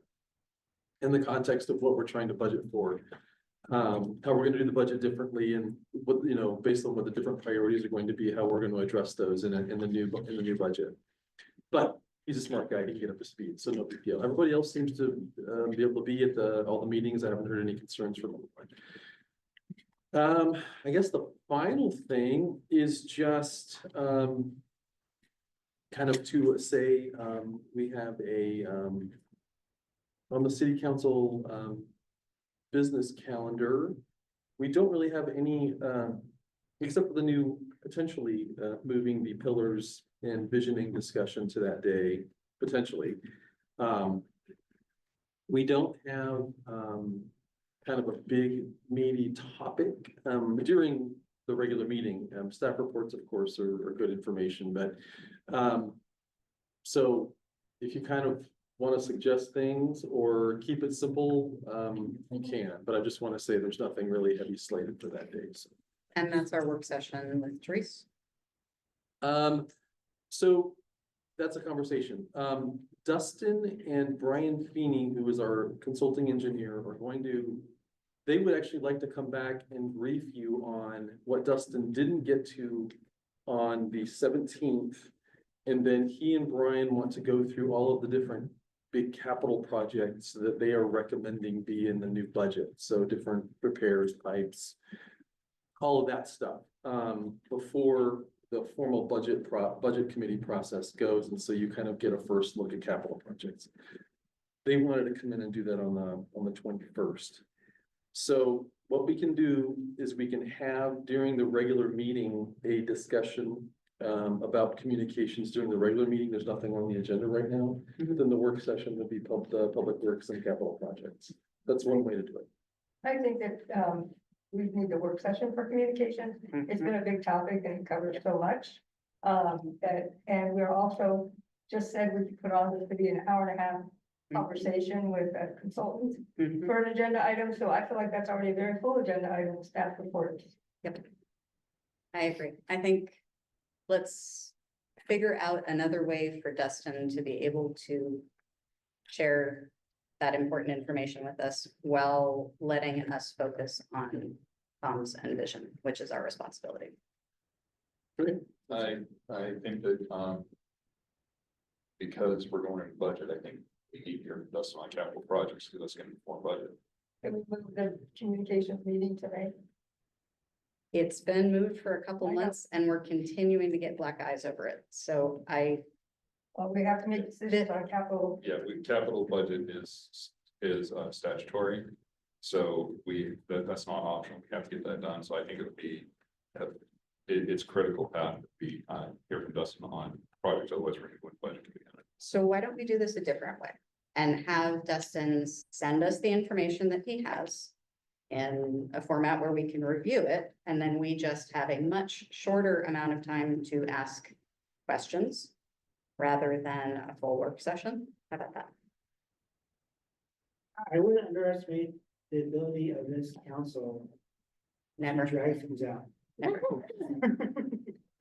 Which is why, with only luck, guys, that's why I keep trying to get creative and give us other ways of engaging with each other, rather than these 4 hours every 2 weeks when we are really finding a pinch point and not being able to dedicate the time we need to some very important topics. So I'll let that simmer again and see if we've got any ideas that might help us move forward. I think pushing out something that's not as critical, such as communication to a later date is probably the best path. I think that, and the positive thing, we do have on the agenda, the vision and goal. And which is going to inform budget priorities, but it's also going to inform a communications plan. So I think getting that done, it's not going to be, to delay the communications to the meeting in May is not, it's going to help inform it rather than, we'll be bringing that input to it, we wouldn't have it any other way. Well, and as I know we've discussed before, some of, again, the pre-work, just like we're talking about getting some information from Dustin up front, getting some of the comms details up front that we've talked about for a while, of having copies of that communication plan, the contracts, understanding what the scope and the goals are currently, would give us the background to be able to have a more thoughtful discussion about it. And if we could at least start getting some of those pieces in a more timely manner, then it might let us consider pushing it to May. But unfortunately, we haven't gotten a start on comms, and that's why I'm uncomfortable continuing to push it. Is there a way that we can crack at least some of that initial work a different way? I had Ashley review the current communications plan because I had some questions about it. But I can send it off to you all at any time. It's just a matter of when you want to discuss which. Okay, so I think I would like to, at least from my perspective, I'm always wanting more information than less. I'd love to see all the information available on the comms plans and whatever Dylan or Dustin and who was the other person? Brian Feeney can provide us with upfront. Because the more reading we can do at home, the better. Saves us time. Even if we can look through the PowerPoint, saves us time. Yeah, it's usually, I mean, I always feel like it's in the packet, so in the packet, that's done, 72 hours. It was more than 72, Lori sent it out early. I think that I would like to see, it would be great to have the communications plan ahead of time, so we can be thinking about it, and we can be looking at it, but that it's not on the agenda for discussion until the work session in May. And that we have the Dustin and Brian work session so that we have all the budget pieces before the budget committee starts. And then we have the vision and things goals to inform the communications plan, which we then have, so that we can look at that and be ready to go with the plan, with.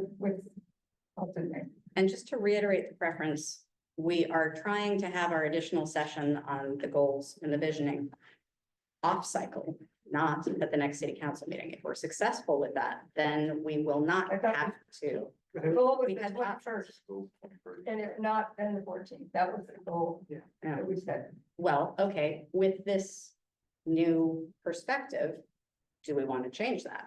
No, I want to do the common plan in May. Okay, I don't think it's gonna make a huge difference to have it be 2 to 3 weeks difference in terms of executing a new communications plan. And if the community is concerned that we're not doing it, we've set a date, we've set goals in terms of getting us materials, we are moving forward on it. Again, they're not gonna get it by Tuesday, it doesn't work that way in government, however, they are gonna get it. and why don't we add Teresa as part of our staff reports? So one thing I was just gonna mention, Mayor, that might help with context is, for purposes of budgeting, so right now, we have a communications plan, was adopted last year, updated last year, and we have an independent consultant that basically carries out the vast majority of that.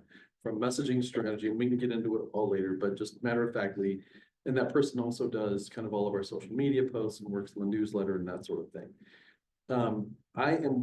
Part of what I am working on is, along with you all, taking a look at the communications plan, thinking about it, rethinking it, updating it, depending on where your visioning goes.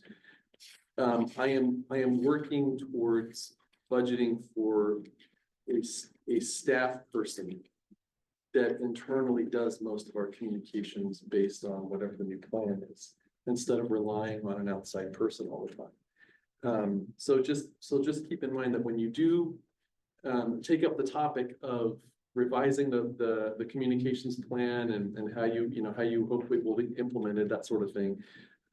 We're also going to be working towards a situation where we're handling it internally and we're not entirely dependent upon somebody externally. And so that'll be a factor in it. That sounds fantastic. Just to clarify, is that an additional staff member or repurposing some of our existing staff capacity? We presently have, so we're not employing the full number of FTEs citywide that we budgeted for. So this is actually, in a way, it's repurposing, but not entirely. But like, for instance, right now, we don't have, prior, we had a finance director and a city manager. We don't have that now. We had an accountant. That person's gone. We're looking for a finance manager to kind of take on fully city finance operations rather than kind of working up towards it. But generally speaking, we don't fully employ the FTEs. We could, but there will need to be a new job description for this position and some action and decision to approve such a thing with the new budget. But so this isn't additional expense all above and beyond what we're already doing. There is some repurposing. Anybody else have questions? Because otherwise I have something. Thank you so much for that. Questions I had, just since we all have a chance to hear from you directly. The ODOT TGM grant. Can I interrupt for a moment? We didn't just finish what we were doing. Are we going to move that to May and have Dustin and Brian on the 21st?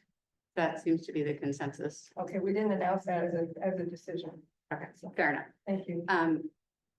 Taking half a step back.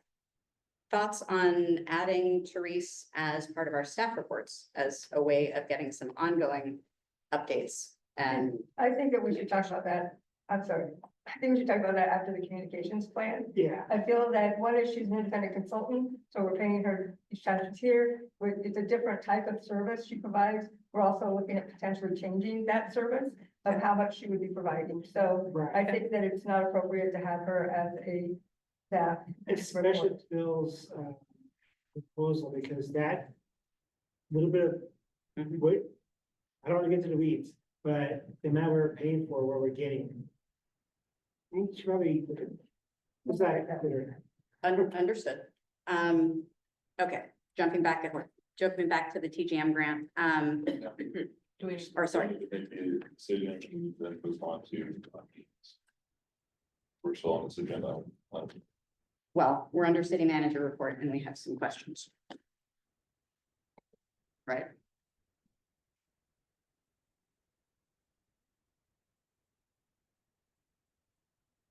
Yeah, we were on the calendar at that one. Okay. But all right, so we've made a decision that we're gonna go ahead and discuss budget with Dustin.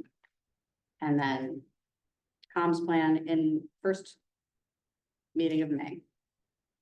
Okay. Fair enough. All right, and then I am gonna spend a couple minutes and let's talk about our questions before we move forward. So that TGM grant, I'd love to hear a little more about what was going on there, staff solutions and suggestions. The grant we have, The grant you applied for, which apparently we were turned down because of some disconnects between the UGB strategy and some of our guiding documents. lack of federal funding. Well, yeah, so Rowan, after you all approved the resolution, approving staff to apply for a development zone. Zoning code, overall with, DLCD, with the TGM program, which is half DLCD. We got it in the following week, and then just a couple of weeks ago, we heard back from them that they decided not to award the grant. Right. In their first communication with us, they let us know that the primary reason was they wanted us, they want, because we have an existing grant, they wanted to kind of see more progress about where the city was going to go with that, with the UGB, and kind of in the context of the grant that's already there. And then the second communication, when we asked to clarify, or, could you clarify that, or they kind of came back and added to that explanation that some of the grants that they give are ultimately federal money sourced. Mhm. And because of the expectation or the announcement that some of those funds would not be coming in from the feds, they basically changed how they were thinking about who gets what funding on grants. Now, just there was things changing over the last few weeks, so it was really kind of a combination. Okay. Do we have an opportunity to potentially refocus and reapply, or? Yeah, it's a good question, Mary. It's basically something on a rolling basis. So if we wanted to go back to them and say, we're thinking differently or in a modified manner about what we were hoping to do, and then kind of work with them on refining what we want to do, yeah, the window for applying is open. There's just one of those things where when the window opens, the sooner you apply, better shot you probably have. Right, so I think that just became a time sensitive item, right? Potentially, because everybody's in the same boat, so everybody who is being denied is kind of, thinking, should we do something different, something entirely different, tweak it? So, we're not alone with that. So one thing that I didn't see in the Friday Five was any kind of additional action that planning was going to be continuing work on this, resubmitting a proposal. If we could understand a little more about where that disconnect was, potentially some of the signals that council has sent about UGB strategy might resolve some of those questions. Well, I think at the end of the day, in terms of applying for a grant, I think what the TGM program was trying to say was it still externally doesn't seem like there's a clear direction of how what the city plans to do. They do understand that the city has before it the recommendation from the relook committee, at least about kind of the principles about what expansion should try to accomplish. Maybe not everybody agreeing to what a map is. But I think that in the context of a grant they've already awarded, there's a disconnect between the direction the city's going versus the existing contract we have, and they don't want those two things to get out too far over our skis on something, so to speak. So that's what I think. Okay, where do you see the next steps? Well, so as far as the existing grant that we have, the background on that one, just so you know, is we applied for it in 2022. They finally granted, we finally got a signed contract from them. Rob Drake authorized it in October. I think October 1st even. I mean, that's how long it took. And so that one was applied for and awarded, announced awarded back when the UGB planning was different than it is now. So what we did is what TGM suggested and we agreed, we kind of reshaped it and changed the focus and the time frame for how things work regarding the grant. Originally, there was supposed to be a bunch of public outreach that immediately followed up on the adoption of a new urban growth boundary. But since that has changed, there is another component of the grant process, the study process with the grant that we moved up to the front, and that is just background work, background technical studies. So studying the environmental issues, studying the transportation network of our kind of the study area that we're even considering. So whatever city council, whatever recommendation city council gets, the planning commission hears and city council considers, no matter how big or small of an urban growth boundary expansion, we still kind of had to do all of the technical work on what's around us. And so that's what the focus has been. That process with the consultants, transportation, environmental, all that stuff, planning, just a kind of background report, understanding what the existing conditions are, with whatever growth is planned. That's nearly done. And so what you saw in the Friday 5 was basically that we're getting closer and closer to when it's appropriate to start some kind of public outreach process. But given that we don't have a decision by city council on a specific new urban growth boundary, it's kind of tough to go out to the public and say, here's where the new line is going to be or likely going to be, virtually certainly going to be. Let's start talking about where we might want to put things within that line. That's what that public outreach is. So we're approaching a gap and a disconnect in where we are versus what we need to be at for a good public outreach process now. Yeah, that sounds like it maybe is gonna need a refocus based on that council direction as well. Well, yeah, we don't have, at this point, there's nothing for consultants and staff to go on with the state. At this point, we're gonna have a very good understanding and report about what you can even do with the land around us physically and legally and transportation and water network and stuff. So the output of our next session with Steve is going to be what you need to move forward with that, with clear direction from council on UGB. Well, I think what the state is looking for is some kind of plan that a UGB recommendation is going to go forward to the planning commission. That's primarily, that's basically what will be needed, because something will have to be heard by the planning commission that will have some level of certainty that some form of that will get the city council for the consideration of adoption. So it's just waiting to have some assurances about the process is going to happen with the planning commission and city council. Does it be approved by council first? Or it's just the suggestion? The actual UGB expansion? Right. We were given the grant and it was awarded and progress was initiated. Well, the grant was awarded before the urban growth boundary expansion ordinance was adopted in 2023, June of 23. Okay, like they let us know even before then we'd gotten the grant. It just took a long time for legal and process to give us a contract we could sign and they would execute ODOT. So we can move forward. They're comfortable moving forward. We can move forward with some kind of public outreach the public outreach process that's scoped in the grant. It's just something needs to be on its way. Assured something's going to be going through the planning commission and ultimately council for consideration.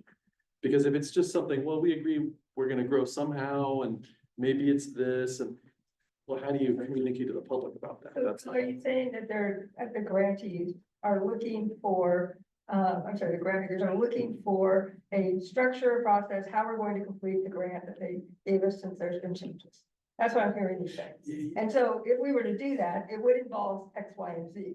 But it may be that we have some other steps that have to happen before that, you know, create a sort of timeline that can be reported back to them to say, this is our new way to complete this grant.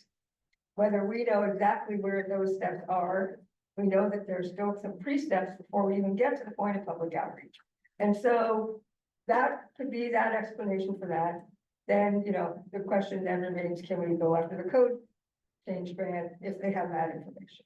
And I think that's kind of what we're looking at here, like, how do we move forward with these grants and get the work done?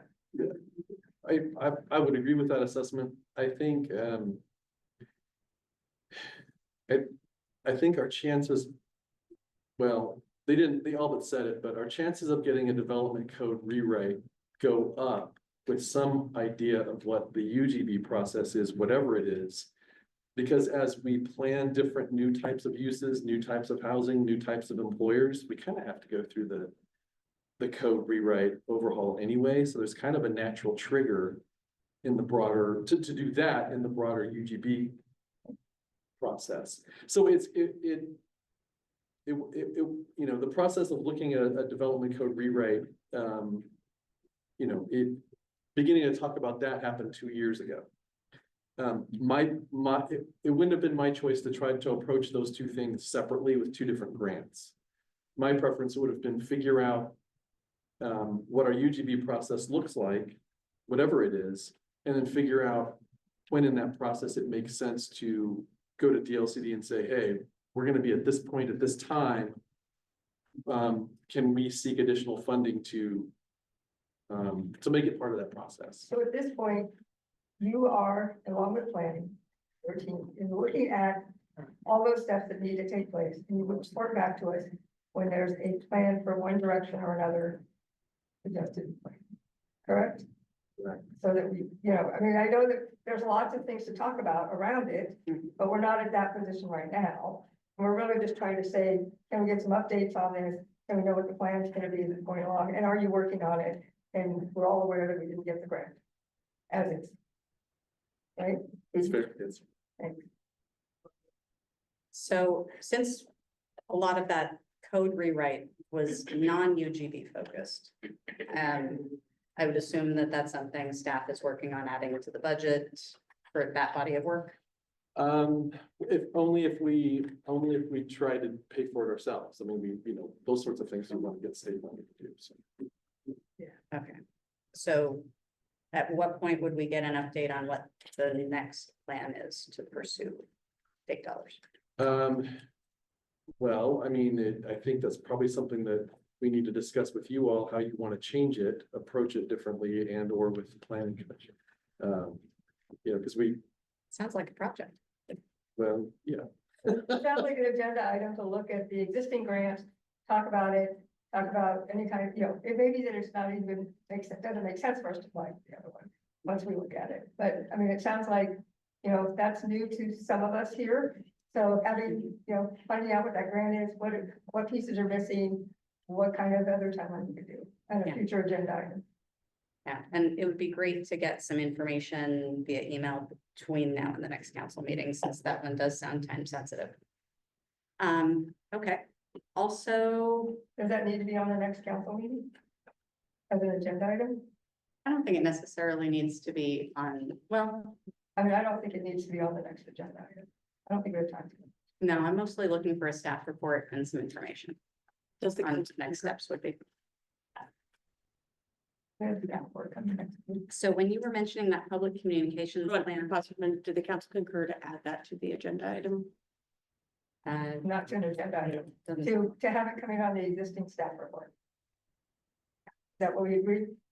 Yes. Thank you. so when you were talking about the comms plan, is that what 3J was working on with the North Plains UGB expansion area concept plan, draft public engagement plan.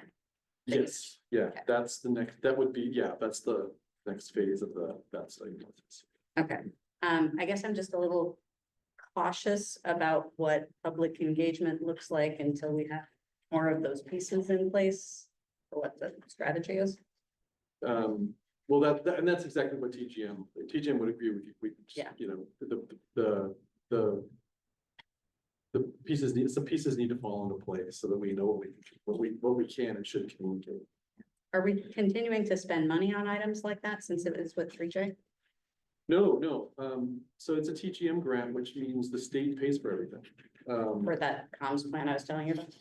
For the UGB, yeah, that's part of the UGB concept planning, project grant. We got $230,000. It's all state money. The state hires the consultants that are most qualified to do whatever it is we're gonna be doing. And then the state contracts with the consultants and the state pays the consultants. And the only thing So that- they've got a direct relationship with 3J. Yeah, 3J and other consultants are part of kind of a qualified roster that they have for different types of projects. But in terms of the UGB concept planning process, the state handles all that. We don't see any there. Super. I think I had one last one, which was the Thousand Friends of Oregon lawsuit status. I know we had been a little surprised that that was happening and you were gonna do a little more investigating. Do we know where things stand with that? Ashish, anything more about that? I do not have an update on that, other than it is in the procedural stages of LUPA. It's not a lawsuit, it is a LUPA appeal. Okay. Is that something we could maybe gather some more information for next time? I'm not sure whether it's gonna need an executive session, probably should discuss. Yes. Okay, super. All right, that's it for me. Thanks for helping us all have access to that information. All right. Do we want to review any more council reports? I was at the library board, episode 2, I think it was 17. It was a great presentation. I'll go really fast because we're short on time, but Emily West gave a presentation on her curriculum for early literacy. And it sucked me in every minute. It was really fascinating. We talked about the latest literacy rates, or some like a body of research that was published comparing all the states and where our schools ranked in literacy, and Oregon is like 4th to the lowest, which was amazing to me, which really underscored the importance of our library and how wonderful Emily is. She has a gem. People come from all over, even as far as Gresham. So that was a good time to start. Anybody else? I was at the Economic Development Commission meeting, and they are doing an exciting survey of all the businesses, and they're partnering with the chamber, because the chamber has the software for survey. They're just starting to get results, but it's very interesting to see the comments that people were making about what's helpful for their businesses, you know, what works, what doesn't, those sorts of things. And I think that we'll learn a lot from that when it all comes in. They also are working on their Q1 council update, which they'll be bringing to us, which includes information about what they've been doing. And they're gonna go back a little bit farther to give us a little more background, since we have so many new council members in there. And then also they did a budget discussion with just sort of looking at what they their budget areas they had, where they spent this year, what they're projecting out for the next biennial budget. So that was in that meeting, and then in presence of time, because we're coming up on 9:30, and I wasn't able to be at the last city council meeting, and there was public comment that spoke about fiscal responsibility and really challenged sort of the city and in my mind, the council's ability to fiscally manage the money that we have. And, you know, and I wanted to really assure the community that we have, we do take in fees, we do receive grants, we do receive property tax, your money that you send in or hand off to pay your water bill is accounted for, and tallied, and there's bookkeeping involved. So there's a couple people who put eyes on it then. There's also, an outside accountant that looks at, consolidating all of our information and all of our receipts and putting that together. So another consultant putting eyes on that. And then an auditor, that is an independent auditor that is approved by the state that also looks at it and notices any findings. I know there was a question because Bill had said there were no major issues, quote unquote, and there are not. There are control findings, as Councilor Dunbar has brought up and I have brought up as well. Things like procedures that we need to get into place. But I want to say that once that comes out from Oregon State and the audit goes in, you have 30 days to send in your changes and recommendations. And if you've looked at them, they assure you that they have been taken care of already. And doesn't mean there won't be more.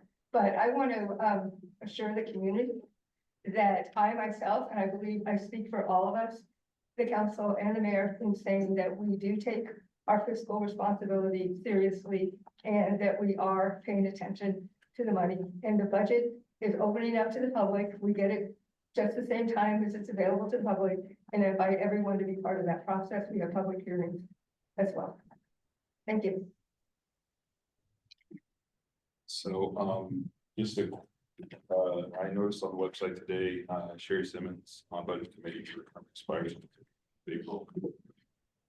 So we published that for, Our normal process is, if the person whose term is up wishes to be considered for reappointment, they come before council. They fill out an application and give us a statement, and they come before you guys and say they wish to be reappointed. In our charter, it does allow you guys to say that either you can reappoint her or you want it to be posted. So if we post it, that would be, she would come before council on the 21st. It would be posted the next day. It would be posted for 4 weeks, which puts you into the budget meetings. But Should we post it now then? I think it's particularly important with the community eyes on this, that we post this and make it available for open applications. also not required by DOR to have, if the position is not filled in time, we're still legally fine. They can also join in the middle, like whenever they're, Or if the position doesn't get filled in time, we're still safe, because I asked the question Right, to we- DOR, when I was there, yeah, you can go forward with 6 and Yeah. 7. because they still have one. So from my first, go ahead. I was just gonna say, in the interest of time, we had talked about perhaps moving to the executive session at 9 o'clock, and it's now 9:25. Perhaps ending the regular meeting and moving into the executive session, so we have enough time. Let's do that once we signal our council opinion of, I personally would like to see this be posted. I think it's important for transparency and everything else the community keeps asking for. And I'd like to see if we can learn from some of our mistakes with the library board and do a better job amplifying this and getting the word out. And I think it's a great test case to see how many applicants we get for a well-publicized opening. Anybody else have thoughts? How long would the posting last until next council meeting or? That's 4 weeks. It a sounds like minimum of it's 4 weeks. And how long is Sherry's term? So, It, yeah, they're 4-year terms. Ours ends on the 15th of April, so next week. 1 week, yeah. Who's gonna post it, I think. I think I'm fine with posting. Agreed. Okay, so clearly, Chair, is there anything that you need from us as far as clarification on them? Most things fairly straightforward, I've done before, so. Okay, and then let's try, please, to do more than just put it in the box on the side. What else would you like us to do? Because we put it on the city website, we put it on in 2 places, on this budget page and on the news place. We put it in 4 places around town actually now, because the library posts for us too. So on the library's bulletin board, on the old city hall bulletin board, at Kim's, where our public postings are, at the post office where our public postings are. So you tell me what else we need to do. Well, I don't think that's. And my social media, necessarily. yeah, and our Facebook page and our Instagram page. Those And are- I think what we're trying to avoid is the situation where we had with the library board where it was vacant for 6 months and ostensibly the word didn't get out. It's up to us to also Yeah, I don't think advertise it. that's gonna be a self-correcting problem. I think that we have forum with the budget committee that we have, so I think we just need to let the city do its process, and correct me if I'm wrong, Ashley, but we can post that on our personal Facebooks as well, to amplify that's. Absolutely, you guys are the face of this, I'm so. making sure I didn't, I have done it in the past okay, myself, I thought so. so. hopefully I didn't make it So I think worse. that's a good way for us to compromise on what the mayor's asking for and what Lori. Let's leave that there and make a note, Bill, if we could, for when we're talking about comms plan, that can be an item for that discussion. Are we allowed, like, if we frequent Capio to ask if they have a board and would there be a flyer to print out? No, As a board? that's wrong. I'm not putting any more work on staff. It's just if I was to approach, is that allowed? I think you're allowed to do that. Do it. You have our permission. At this point, I'm gonna stand at the four-way stop sign with a placard. Hey, want to join the budget committee? Go to Law Firm Chair, actually, they're interested in, I should do. All right, folks, I think, unless Lori, you need to do anything with the council calendar, we're gonna go ahead and, move into. Adjourn into executive session. I believe you have a script. I do. Okay, so you need to read the Script script. during the meeting first, right? Yeah, you have to. address Well, the- we're No. not. You're not gonna adjourn it, we're just gonna pause it And you because come you back have, and. yeah, come back in it to close it. So we are going to actually close the public portion of the regular meeting, and then we're going to adjourn into executive session, but we need to read the script first. And then we are not planning on coming back out into a public meeting. Oh, okay. So just for folks on the phone and our lovely 3 people here in the room, making don't sure that stop you heard until Ashley Brett's and you are not going to be waiting in the parking lot, lonely and sad, waiting for us. Okay. Thank you for coming. Excuse me, is there a possibility for people to give public testimony that are online? For what? During the public comment part, yes, but that, I think that already passed for today, unless I'm missing something. No, we Well- already did. Well, normally, people online are invited to give testimony at the end of the meeting rather than during the in-person. I didn't know online. No, our public comments You also. said you asked for public comment. Yeah. online. Yeah. Linda, my apologies if we missed something with the disconnect there, but when we had public comment at the beginning, I know I checked to make sure there wasn't someone raising their hand online.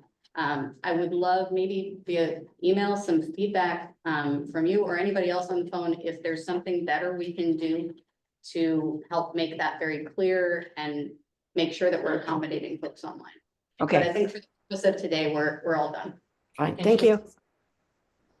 I mean, Just that next meeting, it's too late. yeah, Next week, she has a meeting 2 weeks. okay. Ashley, go ahead. So I think we're gonna read the executive session script. We're gonna adjourn into executive session. Close the public portion of the meeting for this evening. The city council will now meet in executive session under ORS 192.660 parentheses 2, parentheses I, to review and evaluate the employment-related performance of the chief executive officer who does not request an open hearing. Only news media representatives and staff designated by the city council are permitted to attend the executive session. News media and representatives, staff, and council members are respectfully directed not to report on any of the discussions that occurred during the session, except to state the general subject as previously announced. The council will return to regular session if there is a need for action on the executive session item. No final action or decision may be taken in executive session.